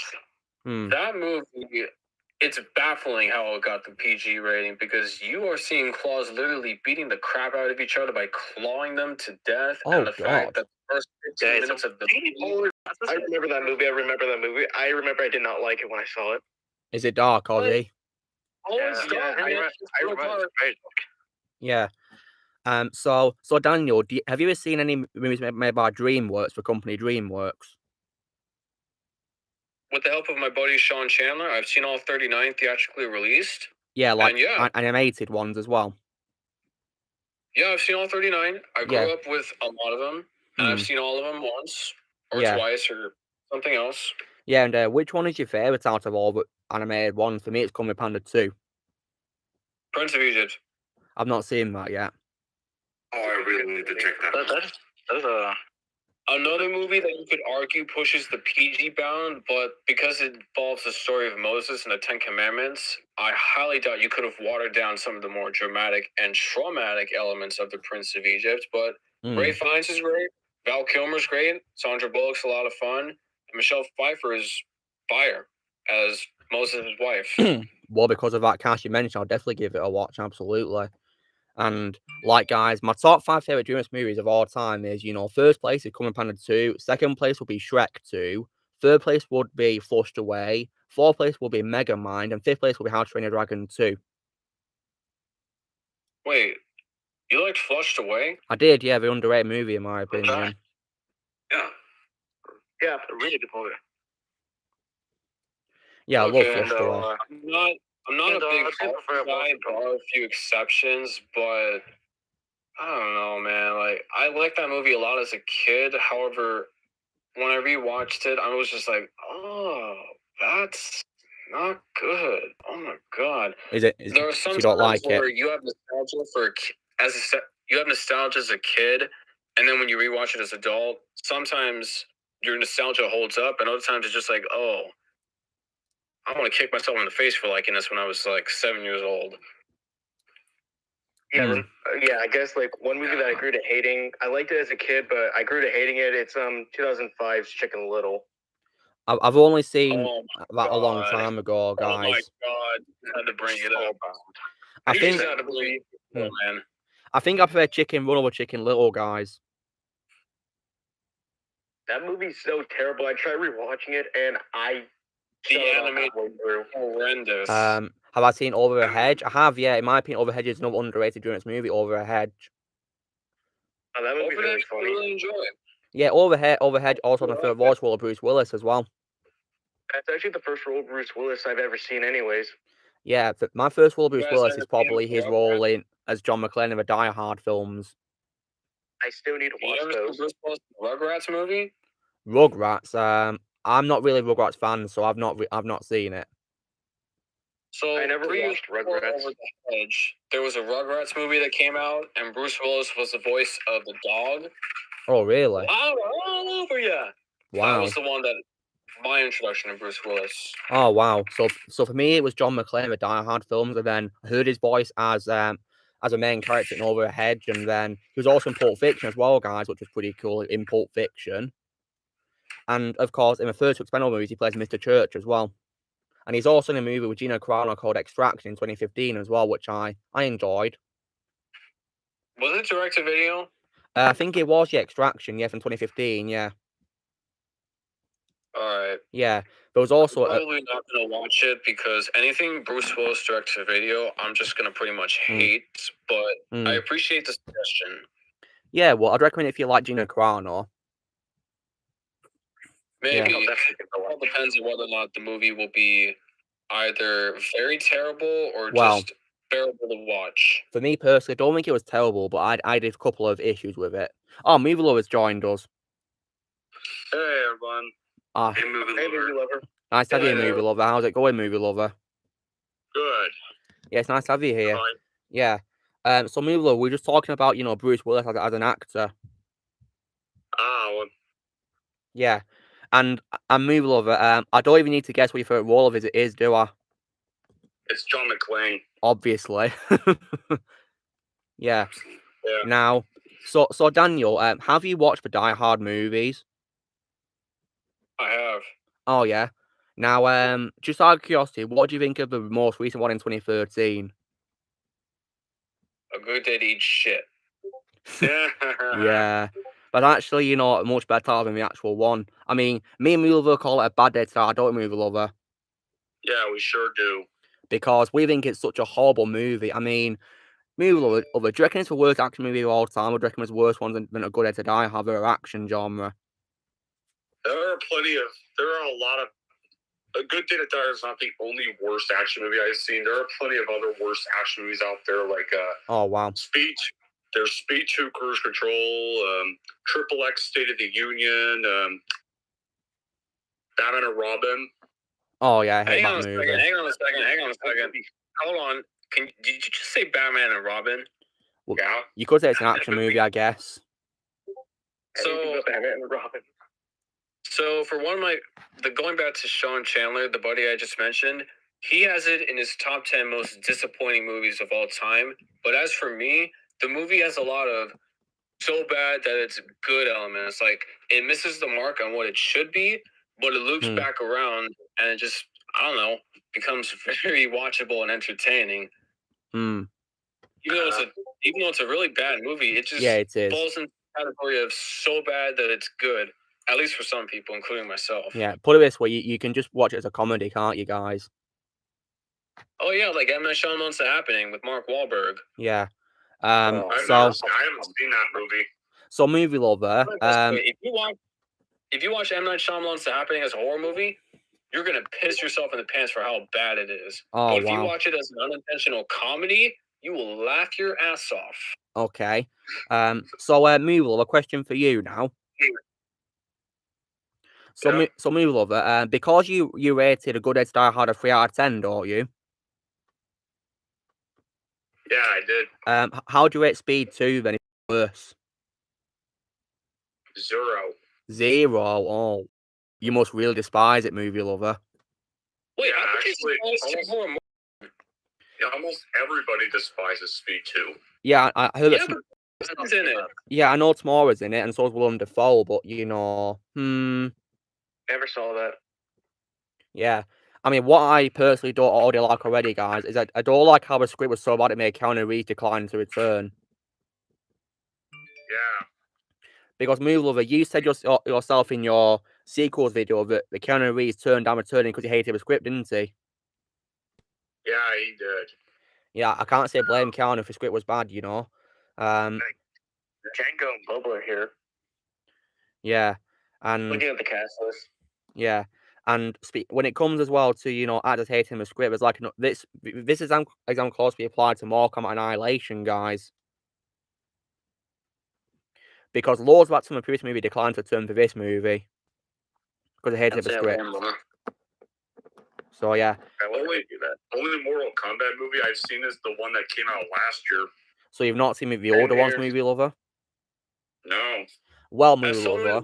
Paul W.S. Anderson schlock, I can understand the opinion of people who were born in the 90s having guilty pleasure for the first Mortal Kombat in particular because it actually gets it right, which is something most video game adaptations don't. Yeah, That that's is true. actually about the tournament. There's some good practical effects, and the action sequences are actually pretty well done. Indeed, they are. Yeah, it's my favorite one actually. My favorite Mortal Kombat movie of all time is the 1995 one. Yeah, live action. But guys, I do despise its sequel. Annihilation. Yeah, Annihilation, in my opinion, is my second worst movie I've ever seen of all time after Phantom Force Stick. And you call that movie Abomination, don't you? Yeah, Mortal Kombat Abomination. Well, This is the worst Marvel movie I've ever watched. Darth Revan, I haven't pretty watched cool it. character.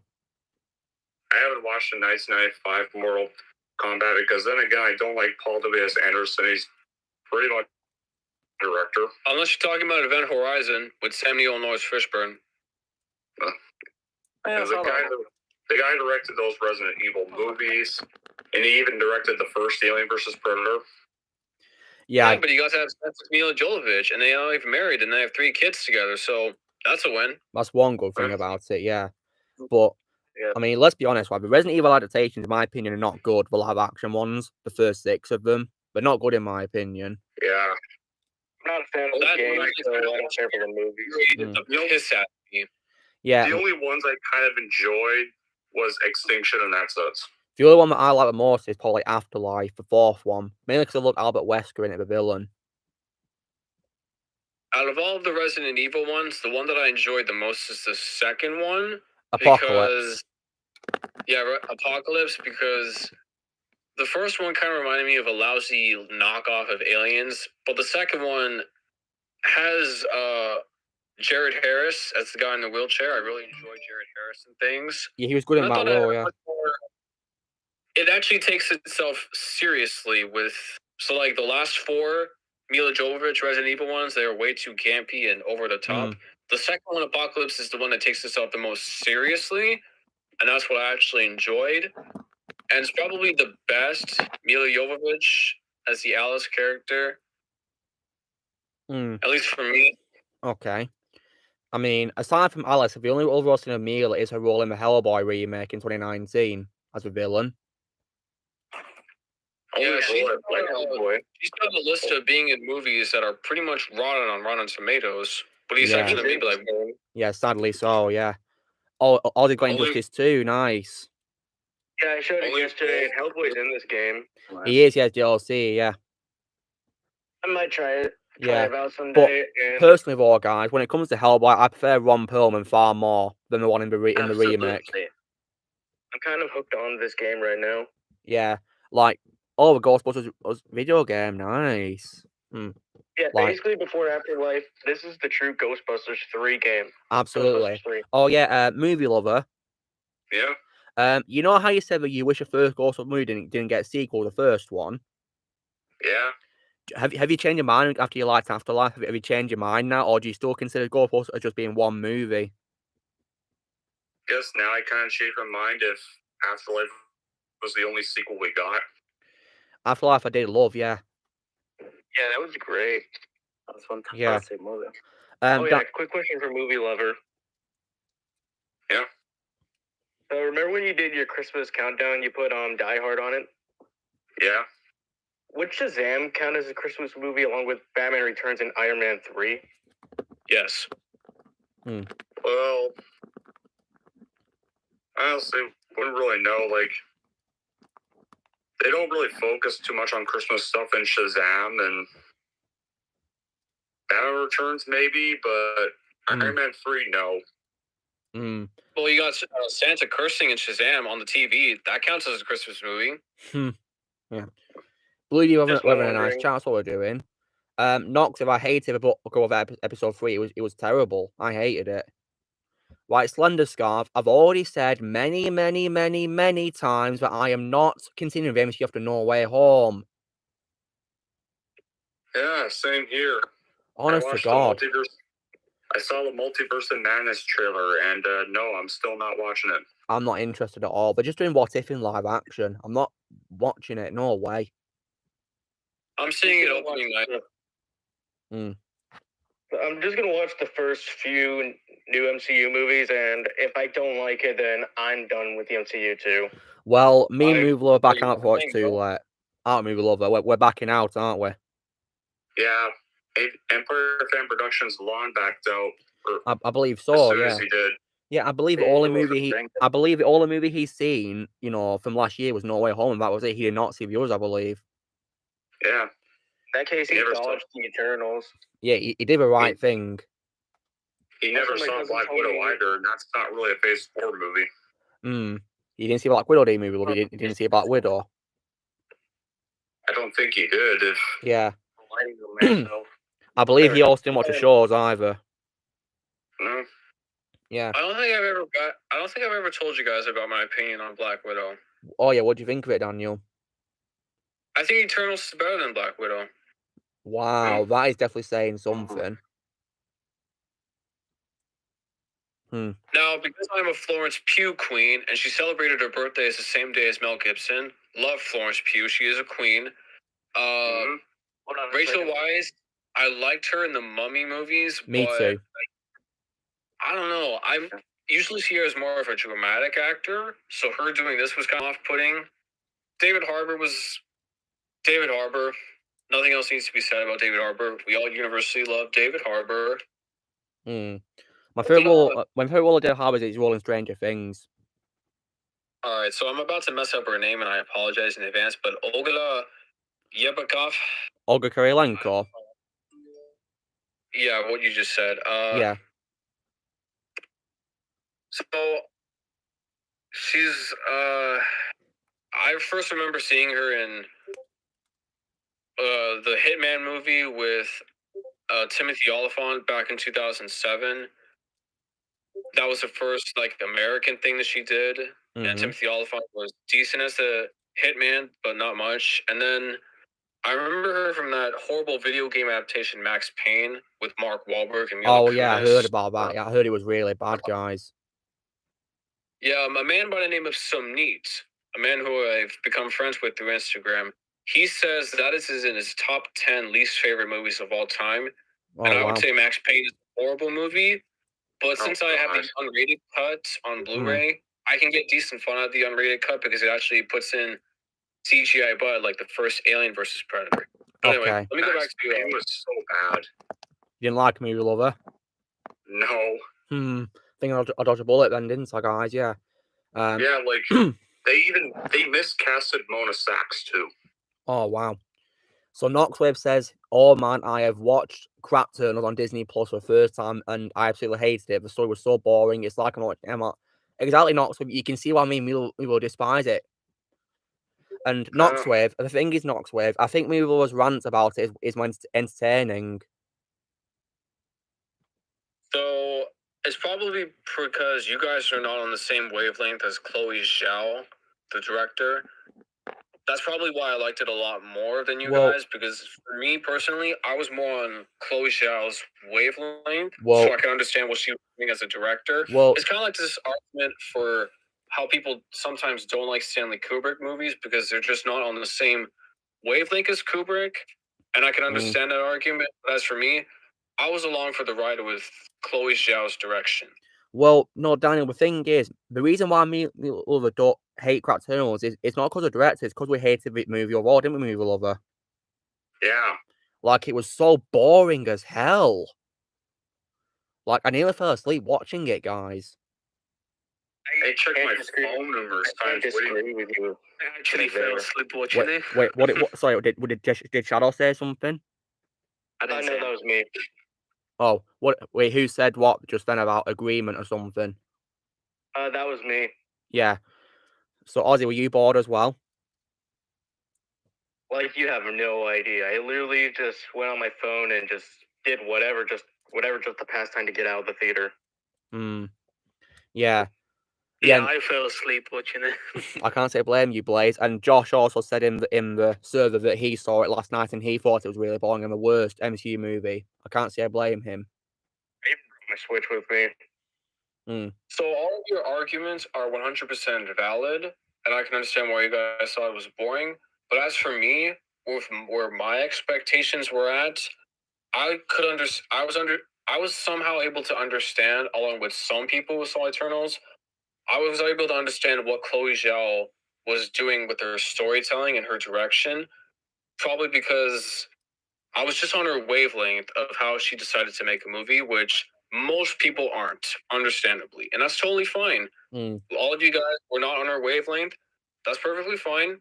You don't have to be on every director's wavelength, but as for me, it's just, I was able to get along for the ride a lot more. Now, sure, there were a few times where I was looking at my phone because I was a little bored, but I wasn't as negative on it as you guys. That's why I'm probably the one who would give it the best positive rating out of you guys. I mean, sure, there are some people that I know who straight up said they didn't like it, and then the other people that I know said, yeah, it was okay. There was some fun to be had, but it was kind of forgettable. So let me go back to what I was saying about Ogla. So Ogla, she did The Hitman, Max Payne, then she did the second Daniel Craig James Bond movie, Quantum of Solace. Oh, I don't like that movie. The worst thing I've heard. Then she did Oblivion, starring Tom Cruise and Morgan Freeman, directed by the guy who gave us Tron Legacy. I thought she was really good in Oblivion, even though I can understand why. Oblivion to me is kind of like Eternals, because some people hate Oblivion, and then there are people who love it. I've not So seen it's that it. same kind of concept thing. And then, what was it? The November Man with Pierce Brosnan. It's fine. Nothing really special. So then, let me see if I'm getting this right. So then back in 2019, she did a movie with Gary Oldman called The Courier. It's an action movie set in London. It's her and Gary Oldman, along with, am I getting his name right? William Moseley. And it's actually really William good. Moseley. Yeah, William Moseley was William Peter in Animate Theme. Sorry, Narnia movies. Narnia, yeah. Narnia. Yeah, so all that said, I've enjoyed Ogula and some of the things she's done, but yeah, Taskmaster was a letdown.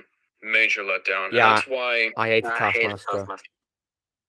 I totally despise Taskmaster. Yeah, like Taskmaster, guys, is in my top 5, like my top worst MCU villains of all time.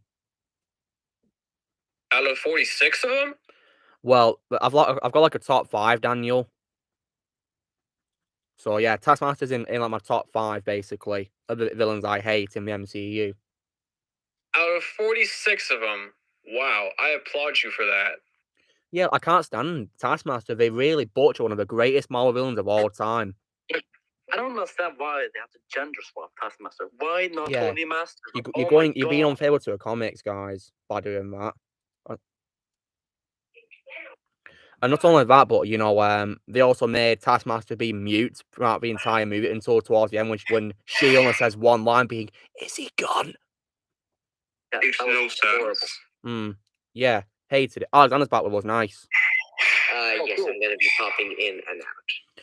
What do you thought about Black Widow, Alexander? Black Widow? Yes, I understood. Yeah. And I believe you also can't stand Taskmaster either, can you? No. Yeah, I downright hated Taskmaster. Yeah, I guess nothing else to be said about it. We've all stated we don't like him. However, for me, I thought Eternals was just slightly better than Black Widow, for me. Okay.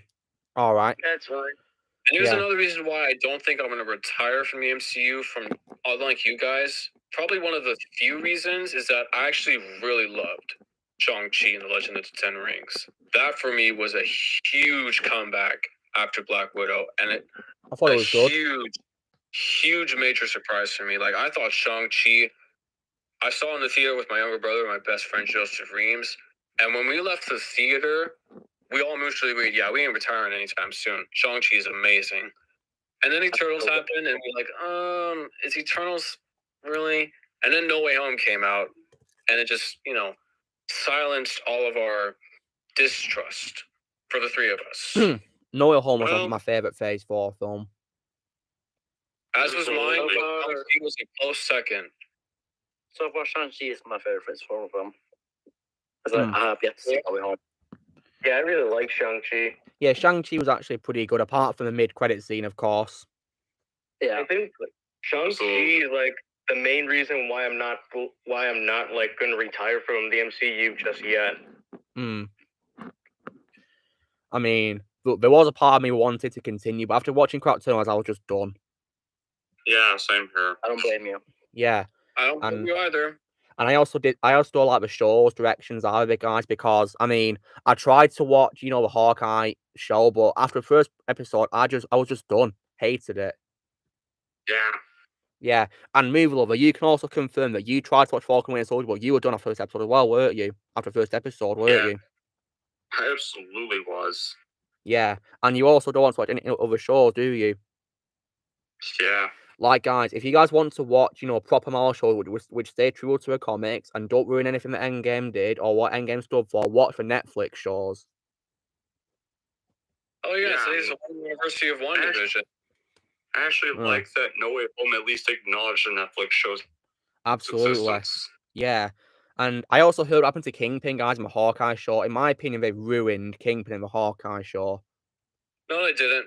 Completely agree. No, they didn't. Well, I think they did. They didn't kill him off. That was just straight out of the Matt Fraction comic book where they just shoot him and he's temporarily blinded, but he's just going to come back.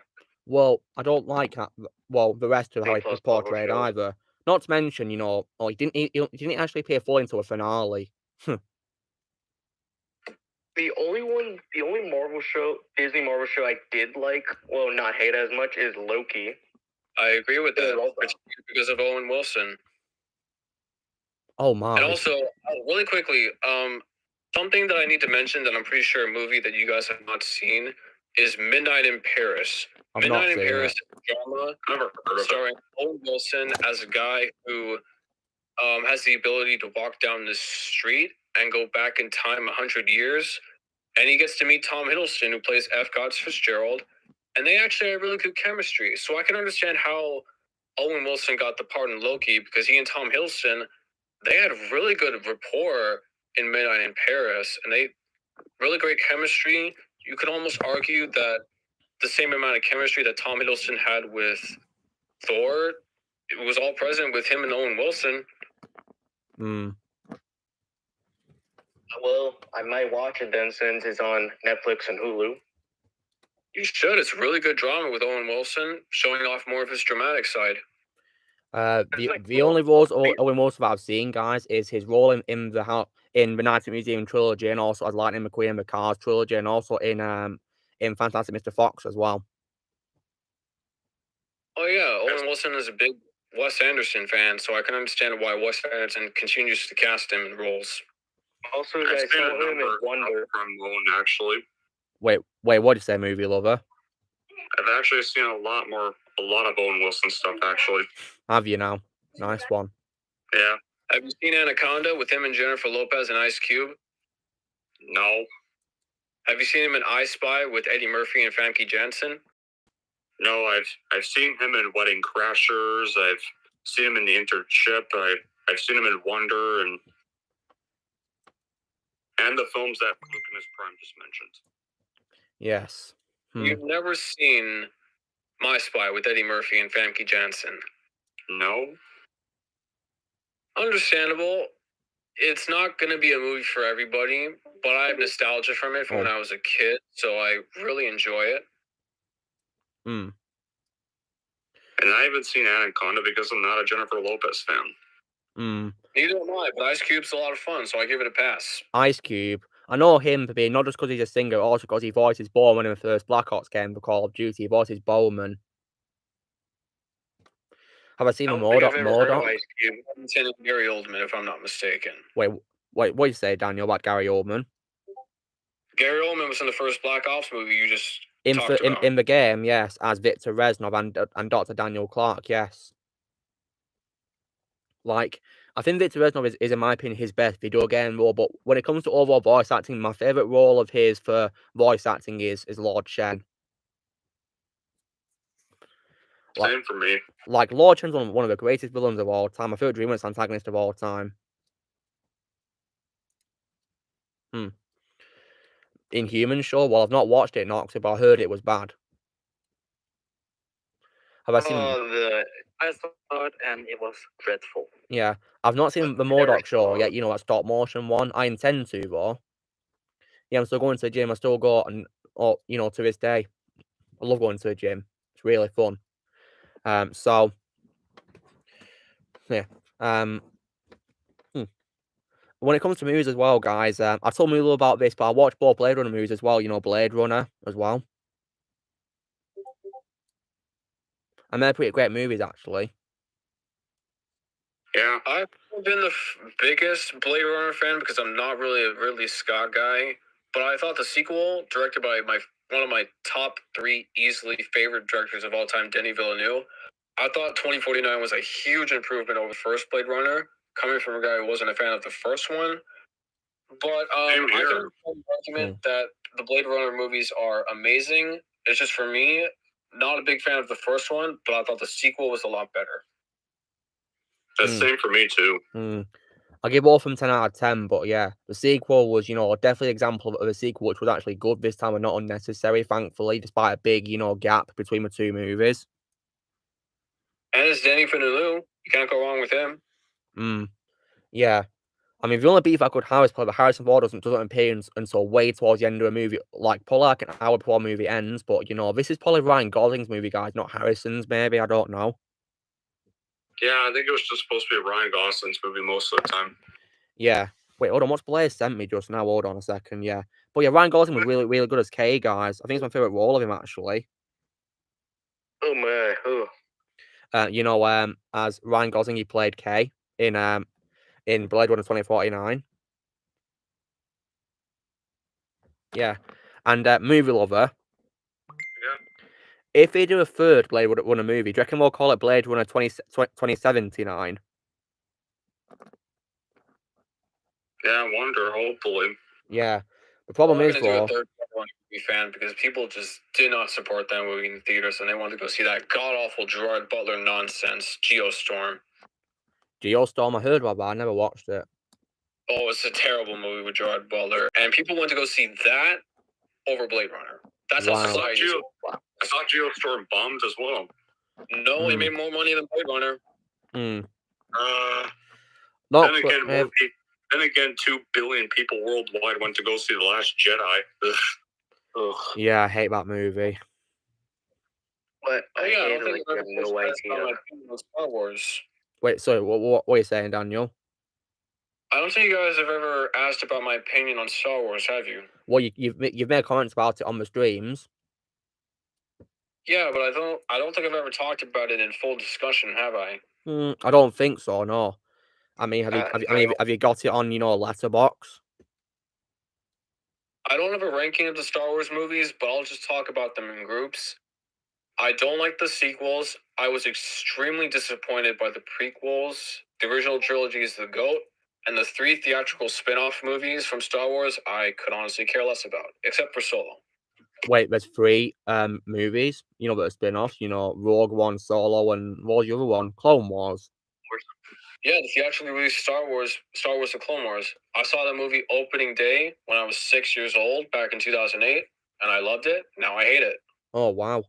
I'm a fan of Chronicles of Narnia. I've always seen the first 2 movies, I've not seen Voyage of the Dawn Treader. Did you know that Andrew Garfield was almost Narnia, but apparently Disney decided he wasn't handsome enough, so they chose Ben Barnes? Are you having a laugh? Really? I mean, Ben Barnes was good as Prince Caspian, but, I like him far more, guys, in the Punisher Netflix show, to be honest, guys. I only watched The Lion, the Witch, and the Wardrobe. Yeah. I really like the first one, yeah. Yeah, the first one. And I know the young Professor X is in the movie. Yeah, James McAvoy, yes, Mr. Tumnus. Mr. Tumnus. Before James McAvoy was in Narnia, he was in the Dune miniseries for Sci-Fi. Oh, that's cool. Along with William Hurt as well. Oh, William Hurt, General Ross himself. Yeah. You want to see a William Hurt performance before he was old, but after he was baby-faced? Check out the Dune miniseries. And is he better Miss War than Ross, Daniel? I can't answer that. So do you reckon he's better than General Ross from the MCU? In terms of performance? I would prefer not to answer that question, Luke. Oh, really? Why is that? For reasons I don't want to go into, as someone who is a big Dune fan for the book as well as one movie adaptation, I don't really want to compare the characters because General Ross and the character William Hurt plays are extremely different. Therefore, Okay. I would find it best just straight up not to answer it. Well, in my opinion, guys, General Ross was an absolute idiot. I hated him. Can't stand his character. But William Hurt does a great job making him such a, a villainous character, to be honest. In Phase 3, of course, when he returned in Civil War. Then again, he wasn't that nice in the Cool Hulk movie either. Have you seen Elliot from the Eric Bana one? Wait, the 2003 one? Yeah, I thought he was a much more douchier than William Hurt. I have not watched the 2003 film, no. I have not seen it. Is really weird. I've heard it's really bad. I think it's really weird. Yeah. Blaze, can you please send me the Hulk 2003 movie? Yeah, Blaze, can you please send it? Maybe the 2003 movie. Because I'd love to check it out to see how bad it is, apparently, from what I've heard. I think it's just completely weird. Eric Bauza was a voice actor. Underrated, actually. I think it's underrated voice actor, Eric Bauza. Play lots of good roles. Yeah, that one, Blaze, directed by Ang Lee, yeah. Yeah, apparently, guys, Ang Lee actually also voiced Hulk, I believe, in that movie as well. Potentially. Yeah. I know Sam Elliott was also in the first Ghost Rider movie as well, guys. In my opinion, one of the few highlights of the movie, actually. Yeah. I mean, Movelover, you said yourself you like Sam Elliott in Ghost Rider, don't you, Sam Elliott? It was one of the few best parts of Ghost Rider. Yeah. First one. Alongside Peter Fonda as a villain, Mephiostos, as well. Yeah. Yeah. But I hated the main villain, though. The main villain. Peter Fonda should have been the real villain. Yeah, indeed, yeah. Because Peter Fonda, in my opinion, was pretty compelling. Should have just had him double cross Ghost Rider as he's close to completing the deal, Yeah. So I say that he was just trying to use him for his dirty work the whole time. Yeah. Yeah, I'm fully aware that he was in, in Spider-Man Show Black Doll. Yeah, Ed Asner, rest in peace. It's very sad that Ed Asner dead, isn't it, guys? It's so sad that he died, Ed Asner. Rest in peace. My favorite role of Ed will always be Carl. Yeah, same here.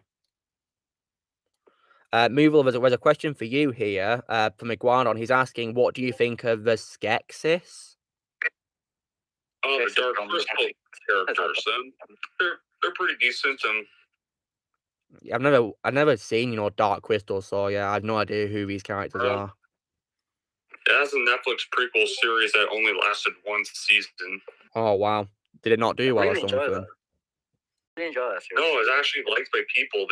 Netflix just canceled it.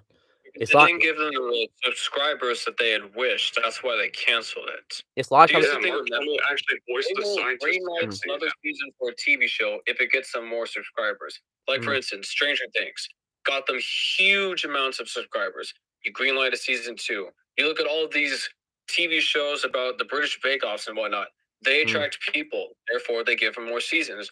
You even go back to Squid Game as well as that, that Time show that they did a year or two ago, because that brought enough revenue of subscribers from Netflix, they warranted a season 2. But with the prequel that you guys just mentioned, it's an animated IP that people obviously most people don't know about it except for pure cinephiles. And because of that, Netflix is like, okay, we're just not going to invest any more money in this because people just didn't care enough about it. That's why they canceled it. Have I played Mafia games? I've only played Mafia 3. It's a pretty good game, Mafia 3. I was going to get Mafia, but I decided not to. I intend to get, the Definitive Edition, which is remastered, so I can play all 3 games, see how the other 2 are. Because when I got Injustice 2, they were also in the clearance section. Oh, wow. Along with Just Cause 3 and 4. I'd recommend Just Cause 3, but not Just Cause 4. I don't like that game. Yeah, I'll go Just back to recently- it someday. Just recently started playing The Last of Us. Oh yeah, that's one of the best games of all time. Also, I'm guessing stores in my area don't sell the Avengers game anymore since it did that bad. Can I point something out? Like, how does something I need to point out is like with the Spider-Man DLC, like Lego Avengers did so much better than the actual Avengers game with the Spider-Man DLC. Yeah, it did. That's just sad, isn't it, guys? How a Lego game does better Spider-Man than the Avengers game. That's just sad. Yeah, even That's Even just though- all. Should have just made a second Avengers game and just included the rest of the phase 3 films into it. I'd love if they made a Lego Infinity Saga game, guys, where it's all of Infinity I Saga would love movies. that. I would love that. Yeah, I mean, put it this way, they are capable, you know, due to making the Saga Lego game, you know. Yeah, I'm starting to feel very iffy about that game nowadays. I don't like how it's being delayed constantly. It's just annoying me. If it gets delayed again, then I'm just gonna not get it. I don't really want to get it anyway. Plus, I don't want to play through the sequel trilogy again. Yeah, I don't want to relive the sequel trilogy. It was just trash. Hated it. Are you guys You know talking about the one? I'll show it live now. I'm gonna uninstall Lego Star Wars 4 off my Xbox because I don't want it anymore. Good idea. So let me sign in. I think I uninstalled mine ages ago. I also uninstalled the Avengers game as well to make way for the Guardians of the Galaxy game, which in my opinion was way better than the Avengers game. Oh yeah, I played through the Avengers. Yeah, how was it, Ozzy? The Avengers game? Oh. Should probably turn down the brightness. Hold on. So Ozzy, how was the Avengers game when you played it via Game Pass? Oh, he's closing his blinds, okay. A French villain from Sundance. I have not seen that. No. Please don't tell me it was Cuties. I don't. Wait, was it made by French people, Daniel?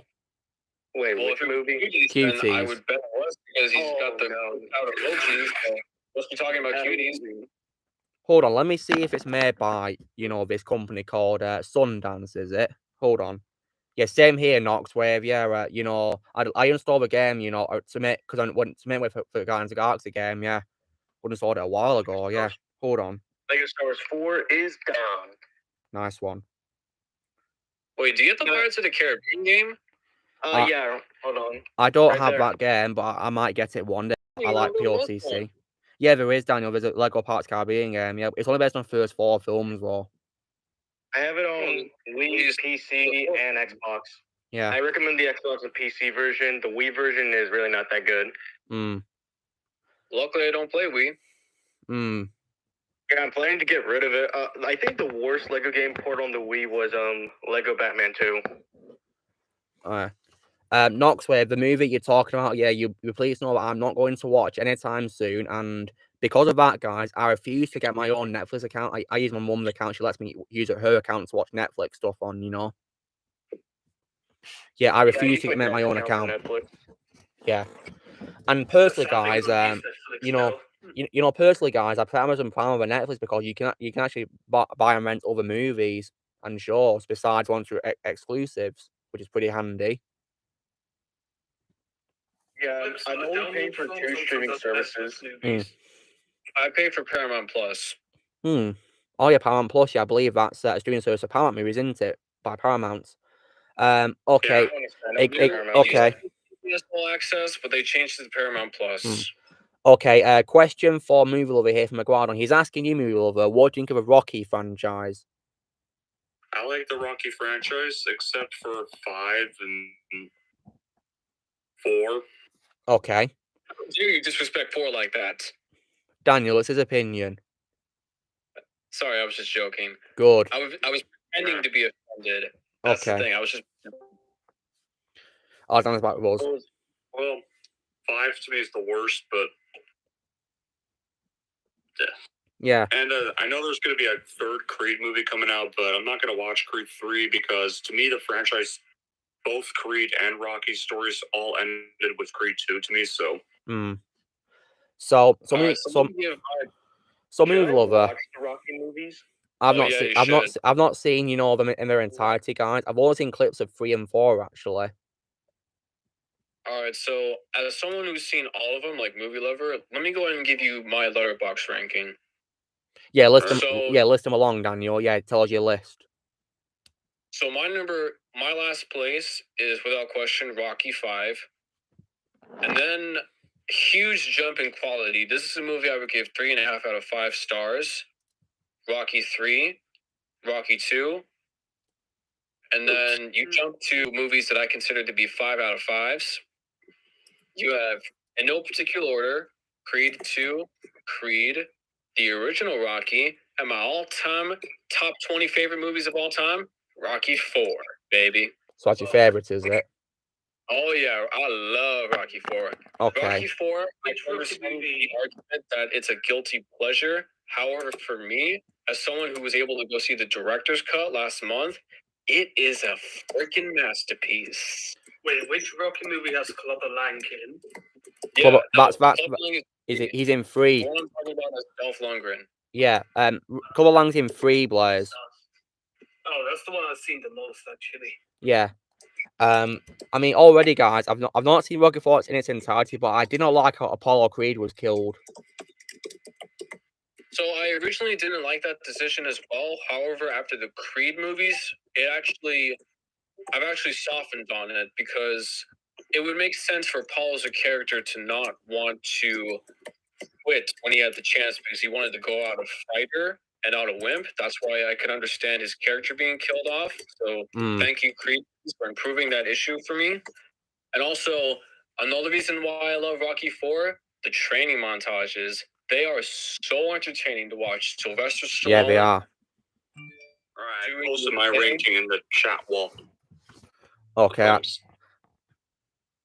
Hope I didn't miss any of them. I don't think you did. It doesn't look like you have. Looks like you got all of them. So movie lover, do you reckon? Movie lover, do you reckon that Creed 2 shouldn't have any sequels? Yeah, like I won't spoil much, but if you do watch Creed 2, it kind of feels like a bit of a book close ending. That's all I'm gonna say. All right. Okay. Okay. Andrew Francis says call. Well, in my opinion, they should have just ended the Ninjago show. You know, out of respect for Kirby Morrow, to be honest, guys. Yeah, I think the Azkaban season was the perfect end to close the series. Yeah, like it just doesn't feel right about Kirby Morrow, guys. You know, Ninjago. Yeah, that is one of the main reasons why I'm stopping to watch the show. I can't say I blame you, Shadow, because I mean, because I've only watched like the first season of you know Ninjago, guys, and Cole's my favorite character. Absolutely, he's my favorite character too. I love him. He's just so cool. Yeah. I don't think I ever finished Lego Ninjago. Like I remember when it came out, but even as a kid, I was like, "Hang on a second, this just isn't for me." And I was actually forgot about it for a very long time until my buddy Charlie Barbara, one of my close friends who lives in Arizona right now because he moved. He says he's always been a Ninjago guy, and he continues to support and watch the series after all this time.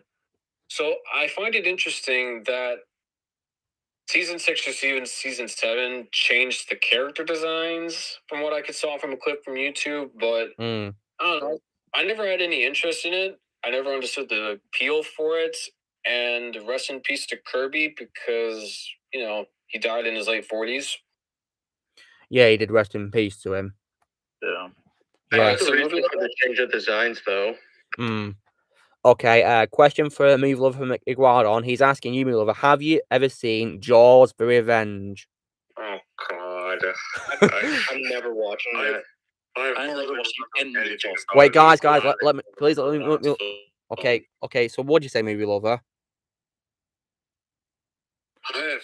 I'm glad I do not remember that film. I have not watched it in a long time, and I don't think I ever want to see that film again.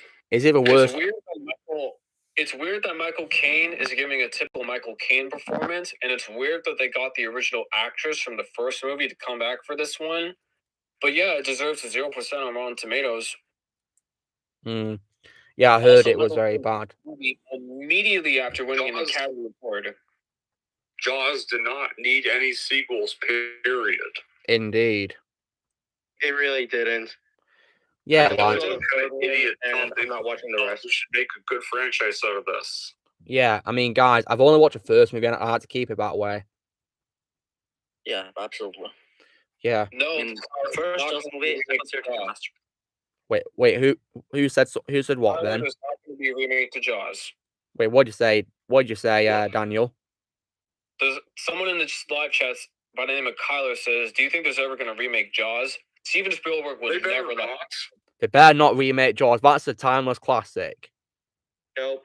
If we do that, I'll be furious, and I'll not be watching it. I have a list of movie franchises that I really do not want to be remade, or Me just movies too. in general. Like what? I don't want Jaws being touched, E.T., and Back to the Future. I also, as well, guys, I do not want the Goonies to be remade either. You know, the Goonies by Richard Donner. Yeah. I love that movie. Honestly, right, if they remake the Goonies, I'm going to be absolutely angry, guys. I actually never liked the Goonies. Wait, sorry, what'd you say, Daniel? I never liked the Goonies as a kid. I couldn't make it through the first 20 minutes of the movie, which is weird because I'm a massive Richard Donner fan, but as a kid, I could never watch the first 20 minutes because it would just make me cringe. And then when I rewatched it as an adult, I was like, oh, well, it makes sense. I'm just not a big fan of this movie in general, which is sad because a lot of people really love that movie. I just never liked it for some reason. Maybe because I prefer Richard Donner as the Superman guy and the Omen guy and the Lethal Weapon guy, that I find it weird that he decided to do a kids movie out of nowhere. But anyway, that's just me. Movie lover. Yeah. Is your favorite movie by Richard Donner Superman? Yes, it is. Oh, that's nice. And I assume do you like Lethal Weapon as well? Yeah, I need to rewatch it though. Yeah, which one of those movies is your favorite? Which one of the Lethal Weapon movies? Yep. Which one's your favorite? The first one. A lot of people like the second one better, but to me, I'm more of the first one guy. Oh, nice. Apparently, movie lover, they were planning to make a fifth movie with Richard Donner returning to direct because Richard died last year. Mel Gibson's going to direct it. Mel Gibson. Well, that'll be nice. Yeah, I mean, because he plays a character, doesn't he, in the films, doesn't he? Yeah. So he knows how. He probably know what to do, won't he? I have seen all of the Lethal Weapon movies last year, so I might as well give out my Letterboxd reviews for them in chronological order. I really like the first Lethal Weapon, a script from the great Shane Black and from the direction of Richard Donner, the movie that really put Mel Gibson and Danny Glover on the map. Glover. They had awesome chemistry. It's much more of a film than the others in the franchise, but still being a great movie. Yeah. Hold on a second, Daniel. Ollie says he's got to go. All right. Oh, talk to you later, Ozzy. Yeah. Later, Ozzy. He's already left. Okay, I've just said take care to him. All right, go ahead, Daniel. Tell us about the other movies and your opinion on them. So yeah, the first Lethal Weapon is a classic, obviously. The second one is much more fun. That's why most people, including myself, prefer Lethal Weapon 2 over the first one. The second one also introduces Joe Pesci as Leo Getz, which is a lot of fun. Oh, that's nice. Joe Pesci. Oh, yeah. And then the third one, obviously the weakest of the bunch while still being fun. Rene Russo being brought in as the love interest for Riggs is good. And then the fourth one, you bring in Chris Rock, a very young Chris Rock, as well as Jet Li as the main villain. Chris Rock, nice. It's a lot of fun. Yeah. So yeah, the strict treatment of the great Shane Black throughout all four of the movies, even though Shane Black didn't write the 2, 3, and 4, he was basically a script doctor. He made sure that the scripts were on point for 3 and 4, and with all 4 of them, John's direction, it's a pretty good action franchise. Nice. Okay. Okay. So Blaze says he hates how he wants to remake Night Museum. Oh yeah, same here, Blaze. Right. I'm furious about that. So good news. My parents are watching No Way Home right now on the TV. Oh, nice. That's cool, Blaze. The Mon, did you watch No Way Home yet? No, but I know much about what is happening in the film. Because didn't Blaze you going to help you? Yeah, but I've decided to wait till it comes out in theaters. Okay. So yeah, and guys as well. I also really hate how we're planning to remake Pirates of the Caribbean as well, by making it into a female reboot as well. Oh, yeah, I hate that. Yeah, like guys, I'm just furious about that. You know, I'm just so angry. Like, how can they do that? Why would you do this? I'm not watching that. Yeah, No me way. neither. Yeah, no way, not watching that. As far as I'm concerned, guys, the franchise ended with At World's End anyway. Absolutely. Yeah, I like to pretend, guys, Honest Stranger Tides and Dem and Telltales just don't exist. Yeah, me too. They're just fan fiction garbage. Yeah, I mean, Daniel, what's your thoughts on Pirates of the Caribbean? Am I the only one who actually thinks the female reboot is actually a good idea? Really? I don't Wow. know. I think you might be, yeah. I don't know if anyone else here in the comments wants to do it with a female reboot. I don't think anybody does. It's a lead role. Yeah, I'd be open for a full reboot. Margot Robbie. Not the Margot Robbie one. The Karen Gillan one. That's the one that I'm talking about Margot Robbie one, Daniel. That's what's been rumoured. Yeah, no, I don't want that one. I want the one that was rumoured with Karen Gillan. I mean, thankfully, guys, I'm not the only one who hates the idea when it comes to, you know, my friends outside of, you know, YouTube, because when I was at the gym, guys, my friend who goes there to work out, he works there as a job, you know. When I told him about them planning to make it into a female reboot, he actually said, "Oh, F off," when I told him. and I can't say I blame him, because I'm like that as well. Yeah. Kyle is asking me, do I think the Batman would be better than the Dark Knight? No, absolutely not. Guys, right? Guys, I'm going to make a big statement, guys. I'm going to make a statement, right? Even if I do like the Batman movie, I will never turn my back on the Dark Knight being my favourite Batman movie. Ever.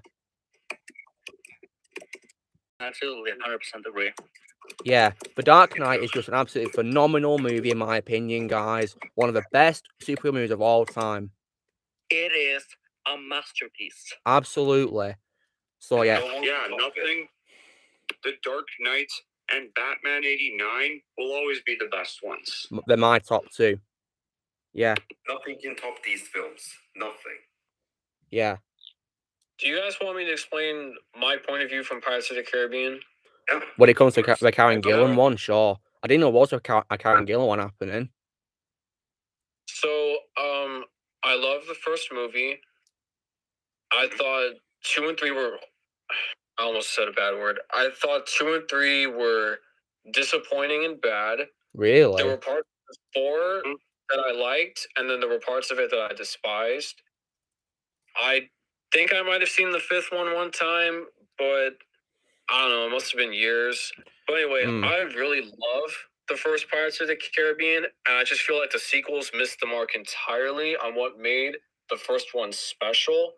So I figure if they decided to reboot it with something that has the feeling of the first one, while also taking a spin on it and changing some things that would take care of Rex.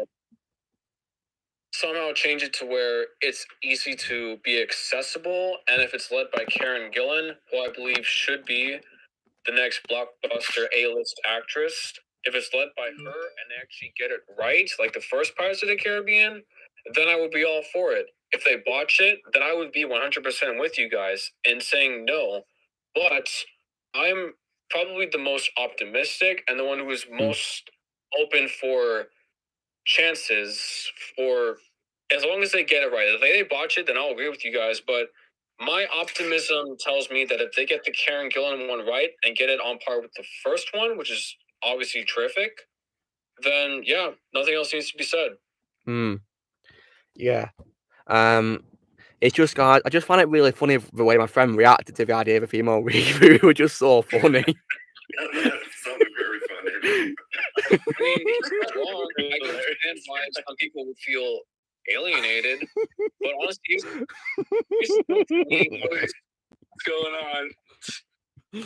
Here's the thing for me that really bugged me with the sequels. With the first one, you felt like everyone was a main character. Like, it was a whole group dynamic, and they bounced off each other really well. That's what, for me, makes the first one a 10 out of 10. And because people tend to like Johnny Depp so much back in the day, they decided to promote him to the lead, which for me was a bit of a step backwards. It's because it felt like you were just getting a spoonful of salmon in your mouth rather than just letting it flow through organically. And in the fourth one, they made him like the complete main character. He didn't have anybody to have rapport around.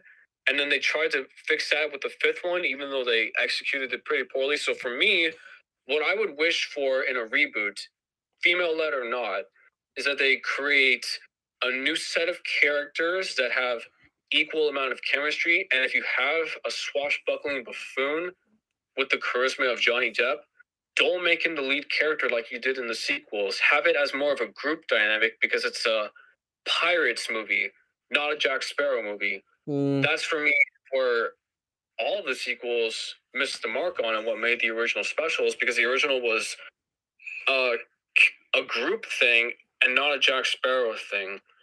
That was just for me why the sequels just didn't work for me all that well. And also, I hate to be the elephant in the room, but I'm not the biggest Johnny Depp fan out of you guys. Like, I think he's a good actor, but he's done some weird ass roles that make me just roll my eyes and be like, dude, what are you doing? Like, I'm in full support of Johnny being innocent, but none of that changes the fact that he's made some horrible movie choices.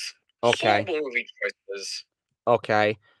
Darth Prime here says he hates Untrained Tides. Well, I can't say I blame you, Darth Prime, but guys, okay. Unpopular opinion alert. Alexander, are you there? Yes, I'm here. Okay, Alexander, you can confirm Untrained Tides is your personal favorite part of Caribbean movie, can't you? It is. It is for me personally.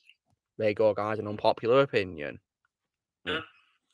Okay. Yay, unpopular opinion alerts. Yeah, that's what I might do, guys, in future when it's time for an unpopular opinion. Okay. Iguanon6 is saying to me, hey, Luke, it's Lucimus, not Lucimus Prime, it's Lucimus. Okay.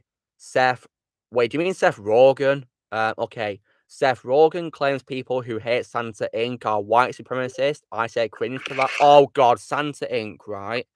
I've not seen the show, guys, but from what I've seen, it looks absolutely disgusting.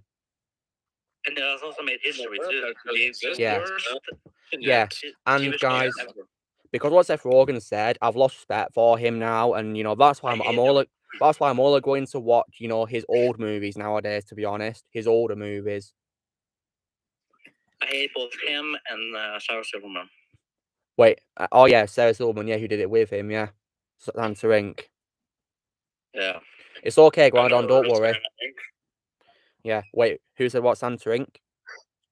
I did. I've never heard of Santa Inc. until now. It's like a new show, movie lover, which was made by Seth Rogen and Sarah Silverman, and yeah, it's really cringe and very inappropriate and disgusting, very vulgar. Movie lover, it has also made history too of being the worst TV show ever.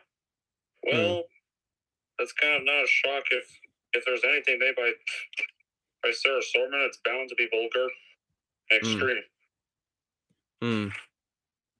Yeah. That's why I can't watch the original Wreck-It Ralph anymore. Yeah. Oh yeah, Wreck-It Ralph. Yeah, is she in that movie, Daniel? Sarah Silverman. Yeah. All right. Oh hi, Starkiller. Starkiller. Do you remember how Alexander asked you a question last week about a project of yours? I believe I was part of it. So like, if you want to help to contact me about it, you can email me, Starkiller, about your project that you're doing. Please email me about it. All right, take care about Dollop. Don't be sorry. If you gotta go, you gotta go. Take care of yourself. Yeah, you go. And this may be an unpopular opinion coming from me, but go ahead, movie lover. You know the two live-action Scooby-Doo films? Yeah. I'm one of the people that prefers Monsters Unleashed, but I hate the first one. Oh, really? Yeah. I wasn't really a fan of either of those movies, to be honest. I think they had very inappropriate jokes for children's movie. Yeah, like the first one probably had the most inappropriate jokes ever. Yeah, I think the sequel was way less vulgar, thankfully. Like the first one, you even start off the first one with an appropriate line. Oh God, Shaggy being stoner. Yeah, I don't like that. Yeah. Oh yeah, Doctor Strange's quote, "Let's give you is crap." Yeah. Oh, Patton Oswalt. Yeah, I feel so for Patton Oswalt Blaze. Yeah, I think my favorite role of Patton Oswalt is probably Remy and Ratatouille, to be honest. Yeah. Yeah, and I I just wanted to express my unpopular opinion because I know a lot of people really like the live action films. Well, I personally don't really like those ones. Movie lover. I don't like animation, to be honest. You know, like the animated ones where we're watching Scooby-Doo style animation. Yeah. Yeah. Okay, so everyone has an unpopular opinion that he likes the Revenge of the Fallen Devastator. I personally prefer the G1 version, to be honest, where he's voiced by Arthur Burkhart, to be honest. Like, you mean like that destroyer that's in Egypt at the end of the movie, you know, like... Yeah, that soaks up the sand, yeah. Yeah, the one that had that cringy joke. Oh, God, yeah, that was inappropriate, yeah. Right, you're the enemies. Yeah, it's best not to say it, yeah. Because it's too inappropriate for this channel. Well, Jedi Prime, to be honest with you, I actually feel bad for Johnny Depp nowadays. You know, he doesn't deserve the hell he's going through. I feel bad for Johnny Depp. And yeah, I mean, I don't think he's even in any movies anymore. At least I don't think I see him in much these days. And you know what, guys, as well, as I've already said before, and I'll say it again, because I'm in full support of Johnny Depp, I refuse to watch Aquaman 2. I refuse to watch it. Yeah, me too. And I also didn't even like the first one anyway. And I also refuse to watch Fantastic Beasts 3 as well. Yeah, I refuse to watch that one too. Yeah. And Daniel also showed me the trailer for the third movie, you know, Fantastic Beasts, and even he thought it was horrendous, didn't you, Daniel? Well, I've softened on my opinion on it, but I still thought it was just WB trying really hard to wrap up loose ends. And you're coming from someone who's a big Potterhead. I remember seeing the first Fantastic Beasts and leaving the theater feeling like, wait, what was that? You didn't and like the it? sequel, I was like, oh, well. I never saw any of the Fantastic Beasts films. Milk the Harry Potter franchise to the ground. And it just kind of feels like this third one.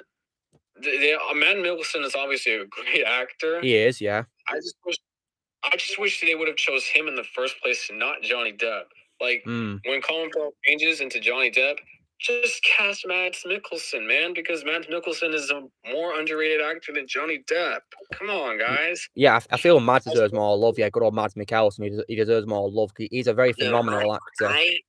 I agree that Mads is a good actor. He is, yeah. But I have to disagree with Daniel in regards to the fact that Johnny Depp should not have been cast. I think he was a good fit for Grindelwald. Yeah, he was, absolutely. I mean, to be honest, guys, right, I do hate Crimes of Grindelwald, the second movie. I do hate it. But in my opinion, Johnny was probably the most watchable thing about it. Everything else I hated. The only thing I liked about the movie was Johnny. Yeah, me I too. think it's probably due to the fact that I got sick of Johnny Depp wearing so much makeup and playing these so ridiculous, over-the-top characters that I just got that out of, you know, Grindelwald. Whereas I can imagine Mads Mikkelsen being Grindelwald in the first place. I can't. And it would work better because he's more of a serious actor.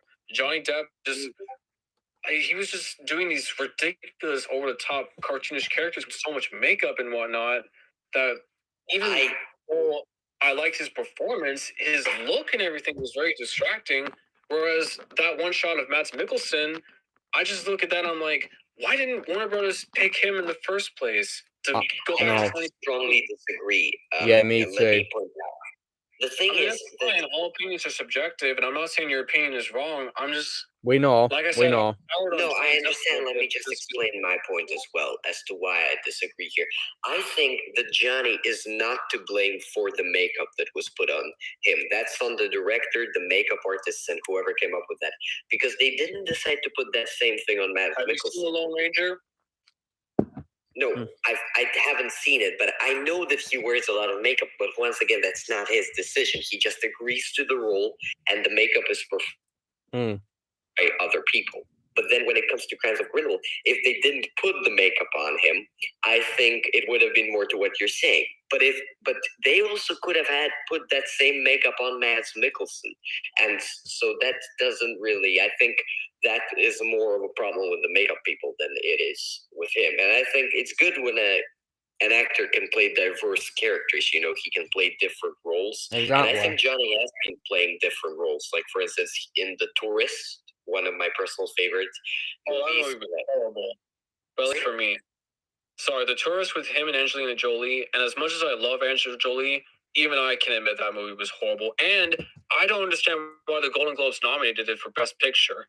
Probably because the Golden Globes are trash anyway. But that movie, you know what? I don't want to go on a tangent on The Tourist. All I'm going to say is that movie was bad, but at least I was appreciated that Johnny Depp was not wearing all this crazy makeup. And to go back to the Lone Ranger, it was him and entirely him from the behind the scenes of which I've seen on the Lone Ranger to make himself look like a cartoonish Indian. That was all 100% his idea for the makeup. And I'm just like, dude, you're a white dude. You're not an Indian. Why would you choose to look like an Indian in a mediocre movie? That just makes no sense to me.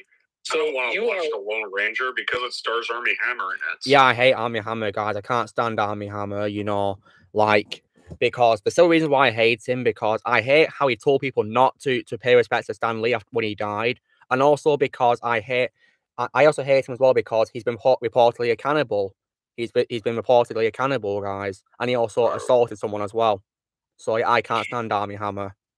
Yes, but before we go to the other topic, let me just finish up. Let me just say, I respect the fact that you don't like The Tourist. For me personally, I know, I understand, but for me, I personally really do enjoy that movie, and I know a lot of people who do, so I personally am a fan of it.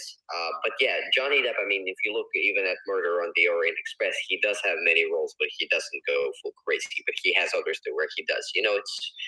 I guess it's up to your taste and whether you like those characters, whether you don't, That's fair. That's fair. Everyone's tastes are different. Yeah. Jay says. Speaking of Armie Hammer, if you guys haven't seen The Social Network, Armie Hammer is in it, and he actually plays real life twin brothers. However, Howard, let me just say this. The twin brothers played by Armie Hammer in The Social Network are meant to be total douchebags, and Jesse Eisenberg slaps their hands because the Winklevoss brothers are trying to demote Mark Zuckerberg, but Mark Zuckerberg turns it around in this courtroom scene and slaps their hands. So in a way, Jesse Eisenberg, for an audience perspective, is like, no, Winklevoss brothers, you are not going to bring me down. I'm the creator of Facebook. I'm CEO, bitch. So in a way, Jesse Eisenberg, from today's point of view, can represent, the disdain towards Armie Hammer. And also, actually, no. Sorry, I'm just thinking about Andrew Garfield and Justin Timberlake, my bad. The thing about my stance with Armie Hammer is that he was almost Batman in a George Miller Batman movie, and it was really close to getting into production, but then that fell through. And before he was introduced as a cannibal, it kind of felt like Hollywood wanted him to be like, I don't know, probably because he was 6'5" and really handsome, to be this blockbuster leading guy. So we've already talked about The Lone Ranger. Another one, which he did with Henry Cavill, was The Man from U.N.C.L.E. Yeah. Which is much like Mission Impossible, a revival of a 60s TV show, except that movie bombed. And then, even before this whole cannibal thing, he did a movie that I think should have never gone made with Lakeith Steinfeld. It's called Sorry to Bother You. Okay. I don't need to say anything about it. All you need to do is look at the 2-sentence Wikipedia page, and you'll be like, all right, that movie should have never been made. Okay, all right. I'll tell you word for it, Daniel. I'll tell you word for it. Okay, so Jay says Warner Brothers and Sony are the worst companies. My God, Matrix Resurrections. Oh God, Matrix Resurrections. That movie absolutely sucked. I hated it. I almost walked out of the theater for that movie. Really, which part did you nearly walk out of? Near the ending, actually. I can't say I blame you because I was so angry with this movie. They just butchered such a great franchise. So the people can hate Revolutions all they want, but I've actually grown a much better respect for Revolutions over time as the years have progressed. Indeed, yeah. And guys, if you want to check out Movie Lover's full thoughts on Revolution, you can go watch his review, which you did last year, didn't you, Movie Lover? Yeah, I have a playlist of them all, actually. Yeah, all 4 of them, yeah. I saw that review. Yeah. And the Geek and Jay, I need to take back what you just said. So you said Warner Brothers and Sony are the worst companies. I 100% agree with you with Warner Brothers, but I have to disagree with you on Sony, because Sony is one of the few companies in the film industry, especially during the pandemic era, that decided to do something that the other studios couldn't do. they are going to keep their movies 100% theatrical. They're not going to do this day and date streaming service. They're not going to do premium access. They are going to do 100% theatrical.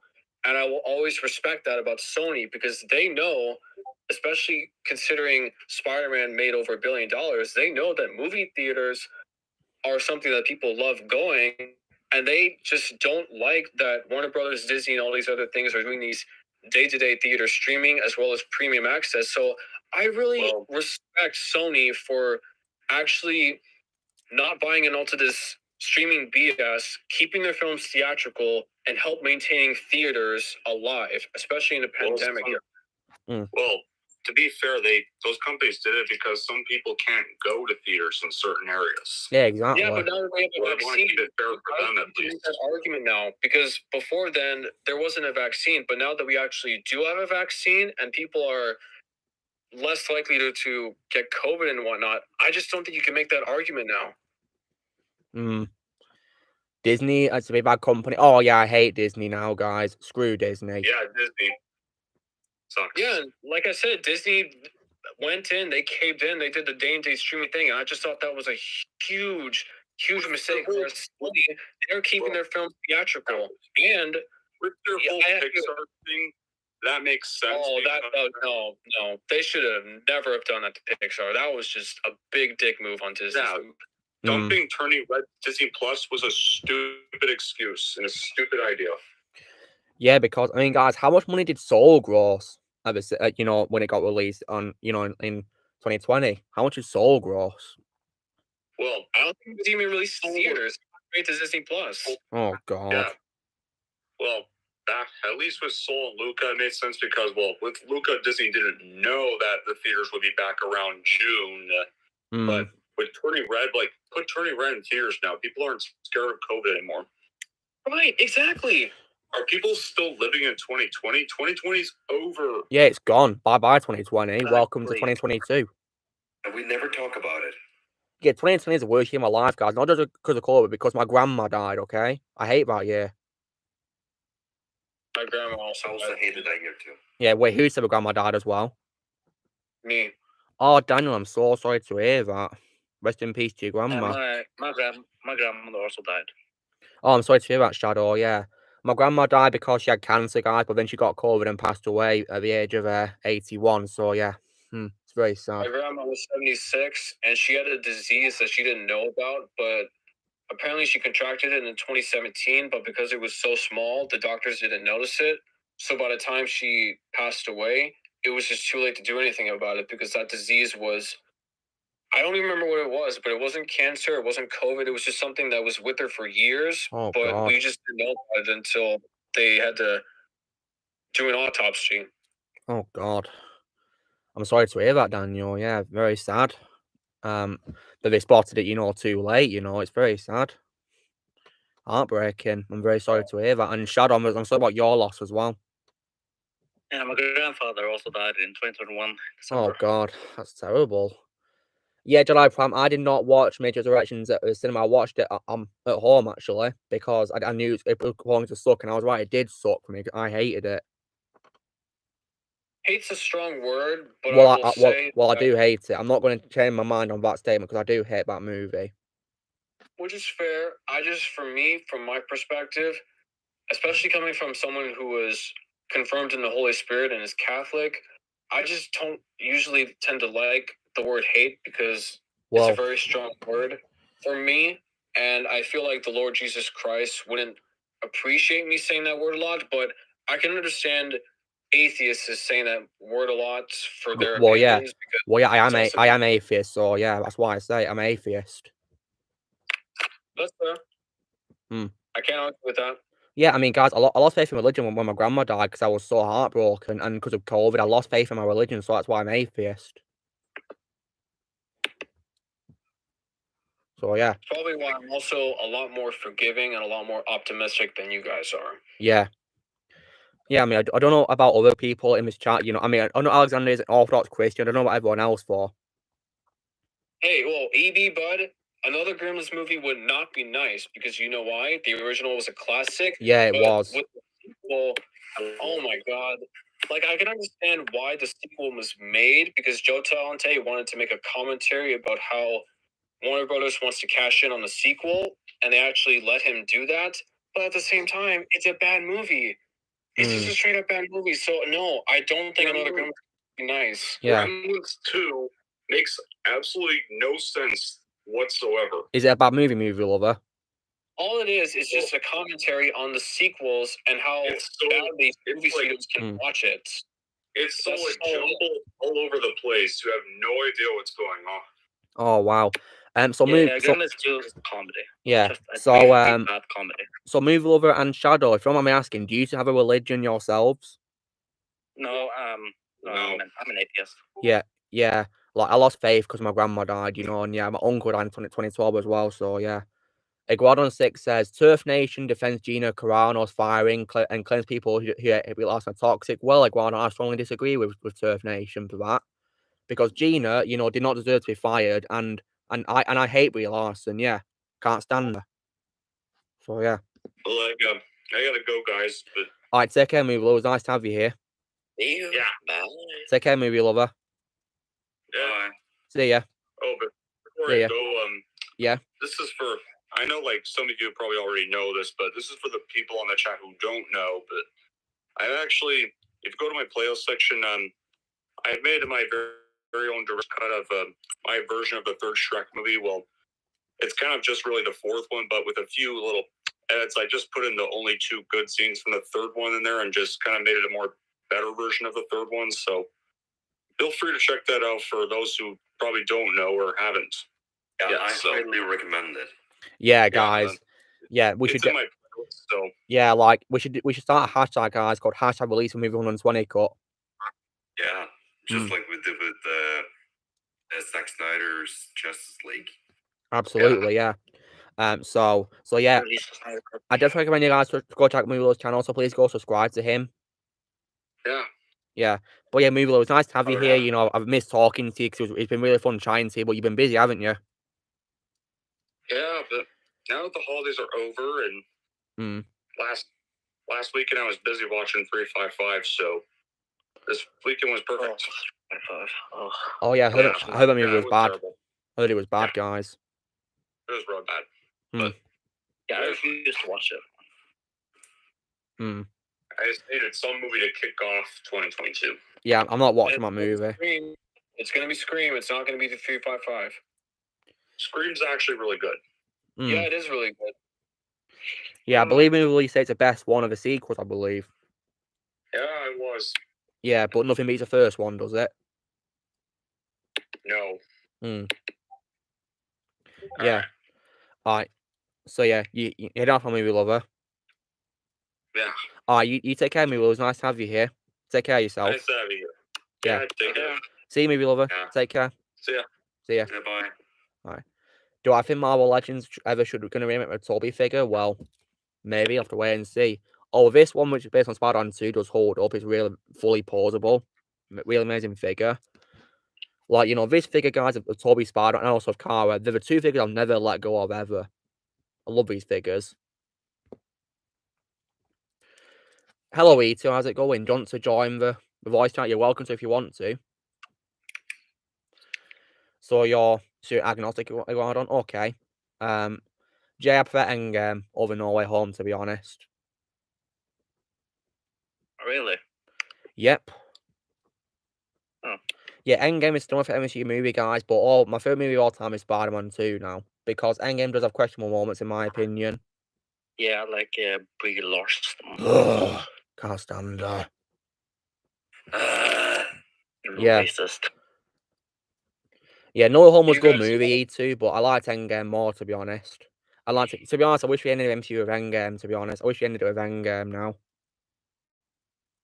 I'm still there for No Way Home, though. Yeah, go ahead and watch it. Yeah, you'll probably like it. I'm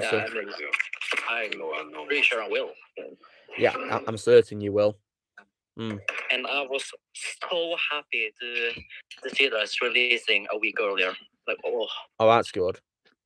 Like, first it was 28th of January, but then 21st. I was so happy. Yeah. Oh, AJ Marco's in here. the chat. Hello, AJ. Nice to see you here. Nice. How's it going, AJ? Hope you're doing well, man. So yeah. AJ, early someone was asking why you weren't on a voice chat. I said it's because you're probably really busy, aren't you, AJ? So yeah, that's why, yeah. Yeah, really not. So we're going to the Exo trilogy on the Switch. That's pretty cool. I'll definitely look out for it. I'll definitely buy it, absolutely. Indeed, Darth Prime, yeah, if we wasn't in Endgame, it would be my favorite movie, but because she's in it, I just can't tolerate her, you know? So, yeah. Yeah, thankfully, she has little screen time. Yeah, that's why I prefer it over Captain Marvel, but yeah. So, AJ Marco here says he's napping, recording, editing. Oh, wow, you must have been busy, AJ. Wow. You're doing all that recording, yeah. You upload a lot of videos nowadays, don't you? And as you guys can see, that AJ is one of my members, which is really awesome. I got 3 members already so far, being him, Shadow, and Ozzy. So yeah, if you guys like to be a member, then you can press join. Yeah. So E.T., if you like to be a member, then you can do. You know, if you want to. And yeah, but guys, if you want to help out, but you can't be a member, you can always donate if you want to by pressing the dollar button. So yeah, I mean, I know that Daniel Skinner did lots of donations on one stream, which I really appreciate him doing.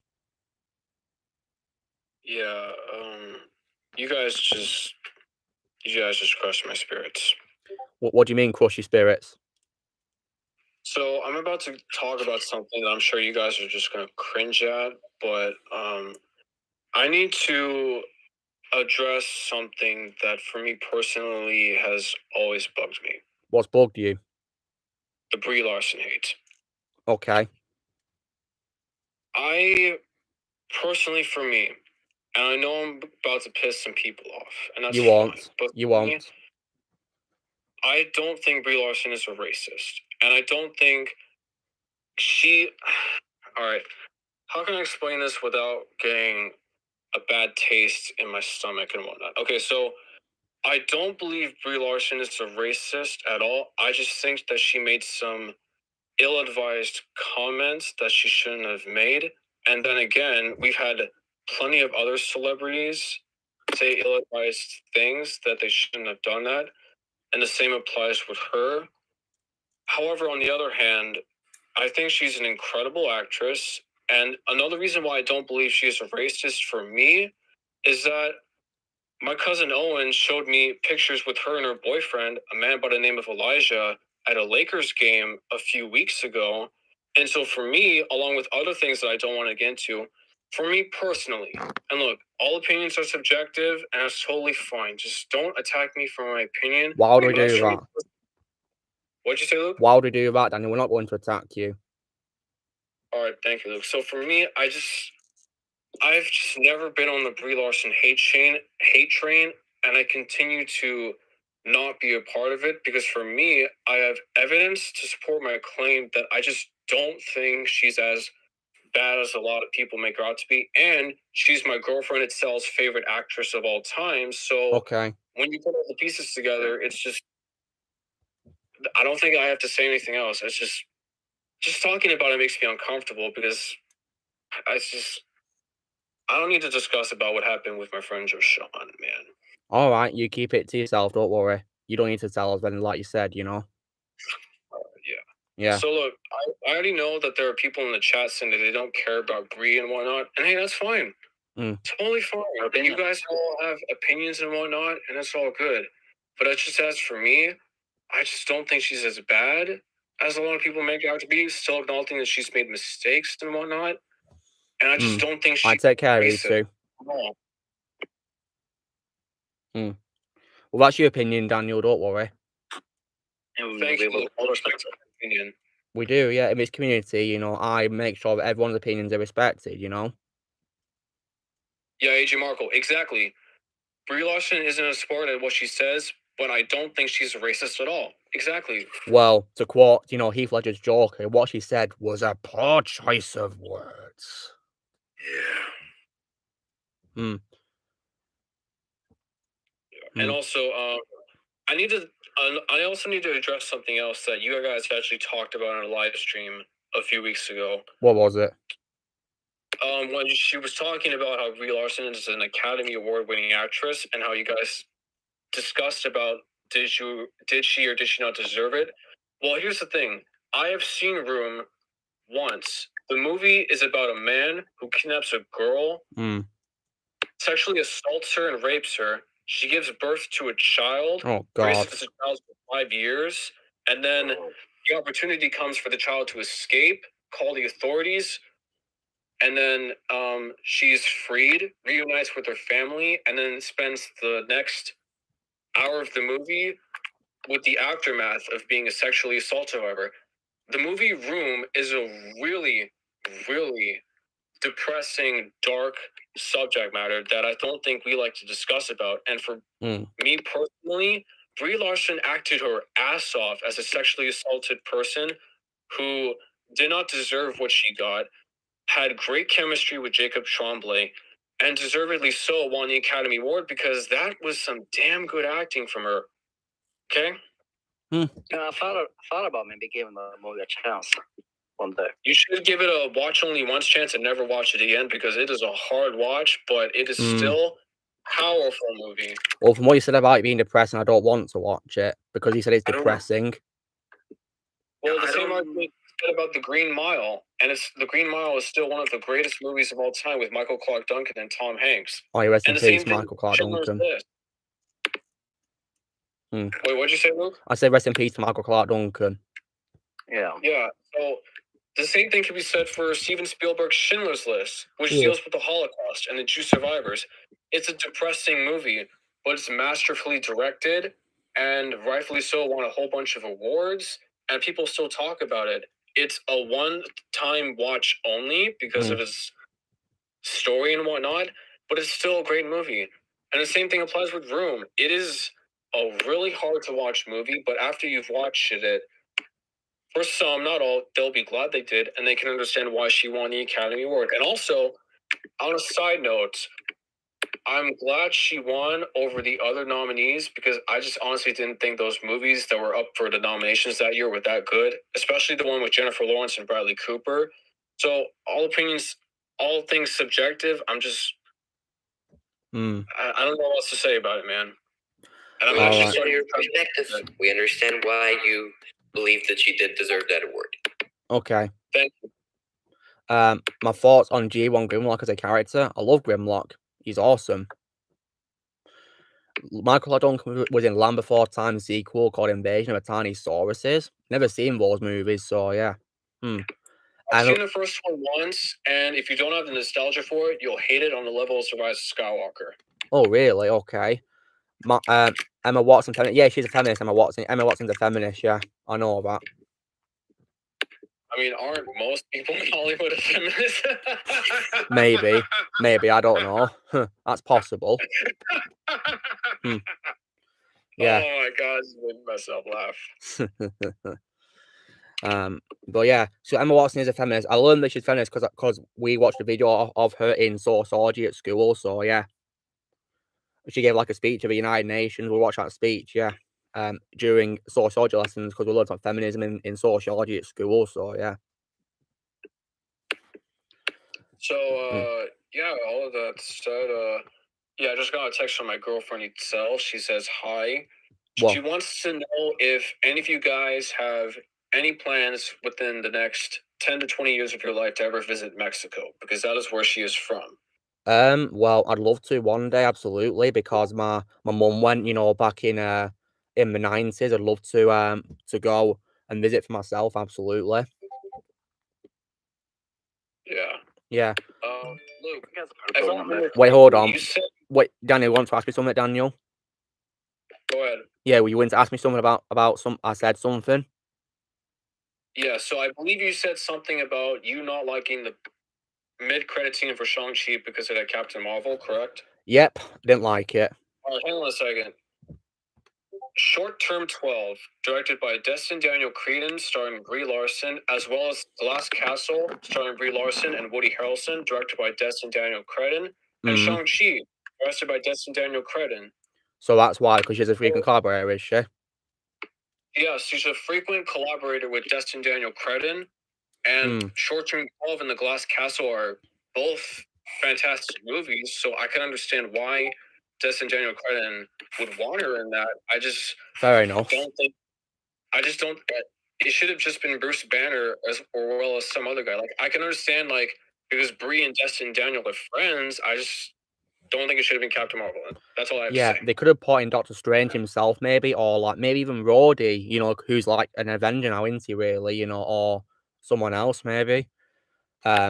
Yes, no, because Emma Watson is definitely a great actress. You know, I love her as Hermione. That's my favorite role of her, and I like her cameo appearance as herself in This Is the End as well. Have I played Alien Isolation? Wait, what? Wait, what'd you say, Daniel? Emma Watson hated This Is the End. I believe she did. Yeah, I wonder why she did a cameo in it anyway if she hated it. Probably because probably because the script required her to do a sex scene with Channing Tatum, but she flat out refused to do so. Yeah, and I believe Channing was only for a cameo appearance towards the end anyway, wasn't he? He didn't even have any screen time with Emma. Danny McBride's dick. Oh yeah, that was very, you know, vulgar, weren't it? But yeah, apparently, I believe her role was meant to be a role for Daniel Radcliffe to make a cameo appearance himself, but because he couldn't do it, they got Emma to play his role instead as a cameo. Yeah, I see that. Yeah, July Prime's asking, have I ever played Alien Isolation? I have, yeah, it's absolutely scary. In my opinion, it's the best Alien game of all time because it's so scary. Like, it literally feels like you're actually in the movie. It's so amazing. And the graphics are absolutely brilliant as well. All right, so since we got 15 minutes left, really quickly, I want to discuss my opinion on the Marvel Disney Plus shows. Oh, since we have time. And I'm only going to talk about them for about 5 minutes. Yeah. So first off, we're starting with WandaVision. And the reason why I was hyped for WandaVision at the time, because it was from Matt Scratton. Matt Scratton is a TV showrunner for Mad Men, starring John Hamm, that TV show is fantastic. John Hamm is great, and why a lot of people, including me, wanted John Hamm over Ben Affleck for Batman at the time, because at the time, Mad Men was on a hot streak. So Matt Fraction doing WandaVision had me very excited because I love Matt Fraction and what he did on Mad Men. And the Evan Peters stuff was bad. Some elements of it didn't work. However, since I love Kathryn Hahn as a comedy actress, her as Agatha was okay. Not the best, but not the worst side.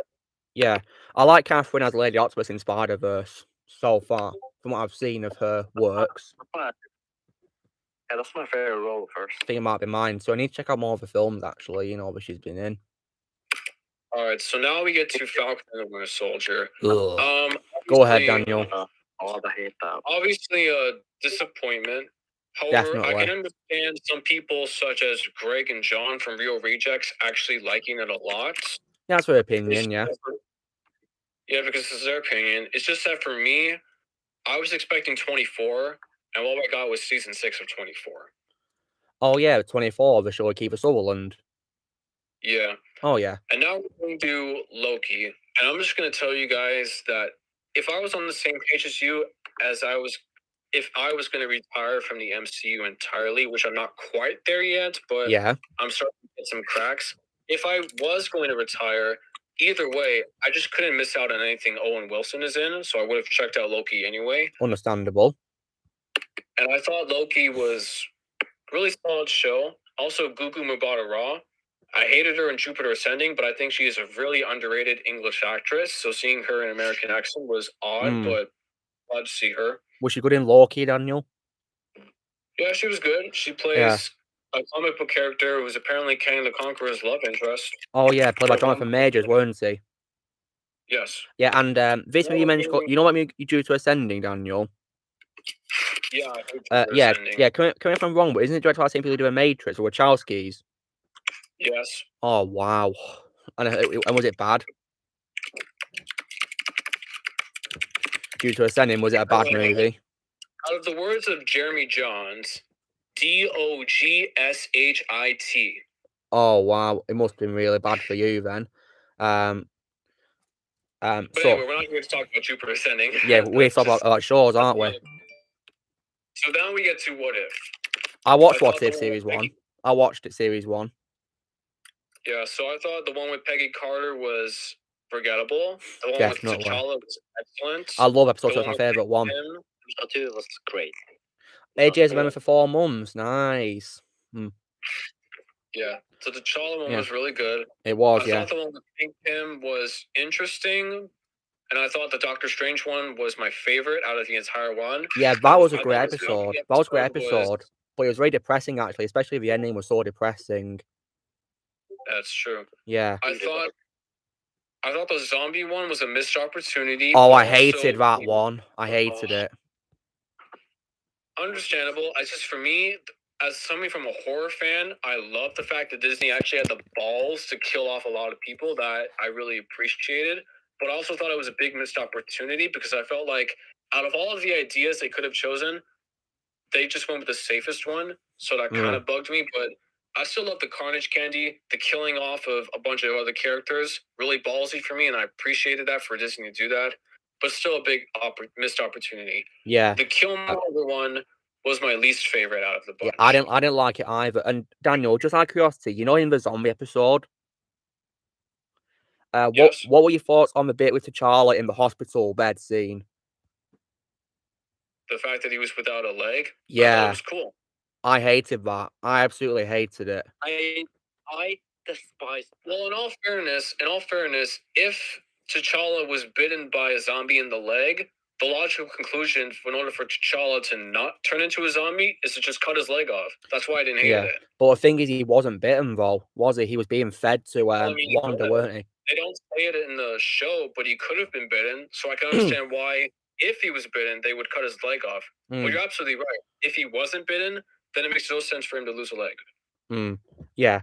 Okay, so you say you don't like the Killmonger episode, do you? So why do you not like the Killmonger episode then, Daniel? What's your problem with it?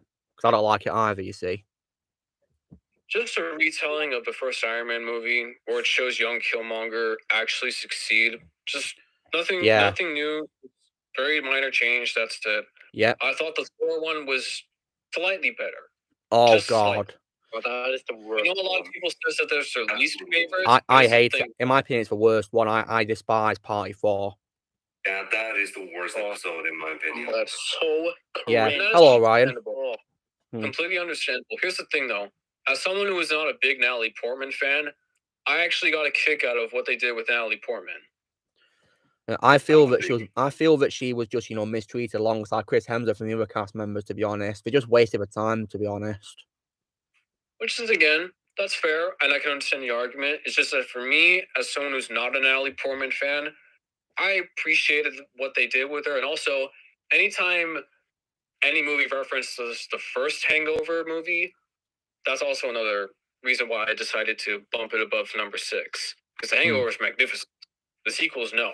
Yeah, Hangover, in my opinion, just one movie. I hate the sequels. All right, now we get to episode 8. I hated the fact that Thanos was killed off so easily. Yeah, me too. I like the thing is, Daniel, you know how Ultron killed Thanos really easily with Vision's laser, right? It's trying to make a plot hole in Infinity War, isn't it? Yeah, exactly. Yeah, but it's not Infinity War's fault, though. All right. Yeah, I agree. It was terrible. It was, yeah. That, I really liked it. Yeah, I thought it was decent. Yeah, pretty nice episode. Yeah, what happened if Ultron won? And then you get to the finale. 7. Yeah. The finale, I don't understand why they decided to push the Tony Stark Gamora one to season 2. That was a little confusing. I think it was due to production issue with COVID, that's why. So why couldn't they just delay a different episode? Yeah, exactly. Why couldn't they have done that? They could have delayed Party 4. They could have delayed one. Because Daniel, you hated the Killmonger one, so they could have delayed that, couldn't they, instead? Yeah, exactly. But they could have delayed the zombie episode. Oh, yeah, I hate that one, too. That's nice to hear, JDC. I would say to not delay the zombie episode, but that's just me. So you'd rather delay the Killmonger one, would you? Yep. All right. And then I went to Hawkeye now, Daniel. Hawkeye. Yeah, so I bought the Matt Fraction Hawkeye comics because my friend Griffin Schiller from the Film Speak channel recommended it. It's basically the origin story of the relationship between Hawkeye and Kate Bishop. And also Matt Fraction was an executive producer on the Hawkeye TV show. So I knew it was going to be damn good. The first episode, the second episode was better. I loved the third episode, and it made up for all my problems with the first episode. With the third one, the fourth one, and fifth one were great, and then we get to the sixth one. And if it hadn't been for my friend Griffin, I would have hated what they'd done with Kingpin. But after my friend Griffin corrected me, saying that it was pulled straight from the comic books where Echo, which in my opinion is a much better interpretation of Taskmaster, Echo, who is the niece of Kingpin in the comics, actually, and even Kingpin himself says a line straight out of the comic books where Echo point blank shoots Kingpin, but it only temporarily blinds him because he's Kingpin, and he just go back to his regular Kingpin stuff because he's Kingpin. And so because of that, it resolved my issue with the Kingpin, because I thought they actually killed him, but I was like, oh, it's straight out of the comic books. And they say specific lines, so of course you're going to do that. So all of that Kingpin is set aside. Florence Pugh is a queen, so I always appreciated her. And yeah, I could see I could see how Matt Fraction wasn't how he would implemented his ideas, because the action sequence in the third episode with the one-take car sequence straight out of the comic books, some of the outfits and the lines of dialogue straight out of the comic books, which I always really appreciated. So yeah, I really liked Hawkeye, and this is coming from someone who didn't really care for the first episode, but then the second one a little bit improved on it, and then the third episode resolved all of my issues with the first one, and I was just totally on board. Yeah. Okay, so Blue D mentioned earlier a comment about saying that a show was better than Doctor Who. What if something like that? Loki was awesome, better than Doctor Who. Well, yeah, because Doctor Who's season last year was just absolute garbage. Hated it. All right, take care, Edge. Have a lovely weekend. Take care of yourself. So yeah. So yeah, that's my opinion on all the Disney Plus Marvel shows. So far, of course, yeah. I don't know if I'm gonna see all of them. Probably because I'm a big Ethan Hawke fan. I love Ethan Hawke. He's in my top 10 favorite actors of all time. I'll definitely see Moon Knight because, much like the Owen Wilson Loki argument, I love Ethan Hawke, so I'll definitely see Moon Knight. Okay. And also, back in 2017, there was this movie that came out called Stronger, starring Jake Gyllenhaal as a character who, in real life, lost both of his legs.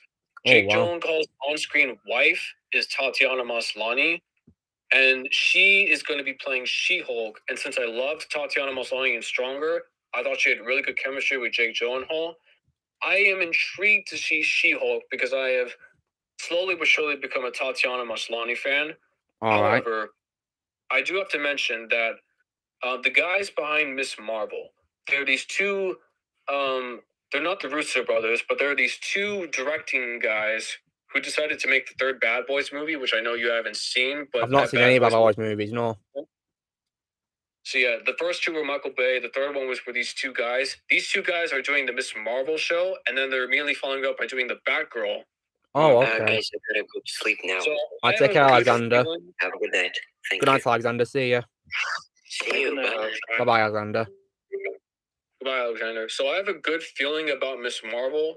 I just don't know if I'll actually see it, because even though I understand the character of Ms. Marvel and I love the directing duo, I'm just not sure if I would 100% be on board for it. You need a break. Yeah.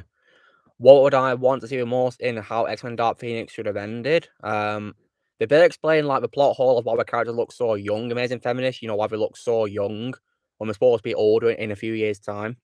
They better explain that. Okay, so... Alright, guys, I gotta go, so I'll talk to you guys later. I'd take care, Daniel. Oh, he's gone. So, yeah. That's yeah. And we got... Yeah, it's nearly over, isn't it, Shadow? Yeah, you're right. About 1 minute is over. Yeah, literally, yeah. Goodness me. It's been really fun, though, hasn't it, guys? And Daniel was really fun to talk to, weren't he? Yeah, it was really good. Yeah, very respectful guy. Yeah, pretty nice guy. Yeah. Yeah. Vincent D'Onofrio loves playing the Kingpin. I can tell he does, yeah, from the Daredevil show, Bloody, from what I've seen in the 3 seasons. Yeah, absolutely. Kingpin was wasted hard. Yeah, tell me about it, Jay. He doesn't appear physically face where you see his face until, the finale, doesn't it? We only see bits of him, don't we? Hints of him, don't we? And that's it. And I actually despised how he was wasted in Hawkeye. Just yeah. way, but I mean, because I'm pretty sure, guys, in episode 3, you know, the hand which is touching, you know, the cheek of Echo when she was young is Kingpin, isn't it? It's him, isn't it? With that laugh, you went, it's Kingpin, isn't it? I knew that was him. I knew it was him ages, yeah.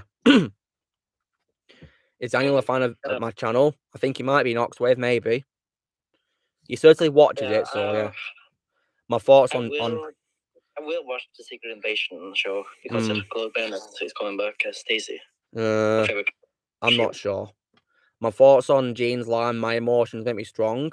I don't really like talking about Dark Phoenix, Amazing Feminist. I hate that movie. But yeah. Same here. Oh yeah, guys, it's 3 hours, so you're about to end of the stream. So yeah. So guys, this is me doing my lecture live episode 54. It's been really fun to talk to you guys. It's been really fun. So yeah, and thanks to a special guest for appearing, you know, everyone who's joined. So yeah. So you know, drill guys. Be sure to give this video a like. Also be sure to comment what you guys thought of tonight's stream if you've seen it. Let's see your thoughts are on it. Also, please be sure to subscribe to special guests who've joined. Love for you guys to go subscribe to them. The links to the channel will be in the description below soon as well. Also, be sure to join Team Power Best and subscribe for movies in the future. If you'd like to be a member, you can join me PCL, or you can go to the description. And we will see you all later. Right, see you guys. Take care. Yeah. See ya. May the force be with you. Yeah, may the force with you guys. Yeah. Take care. Bye-bye. Bye.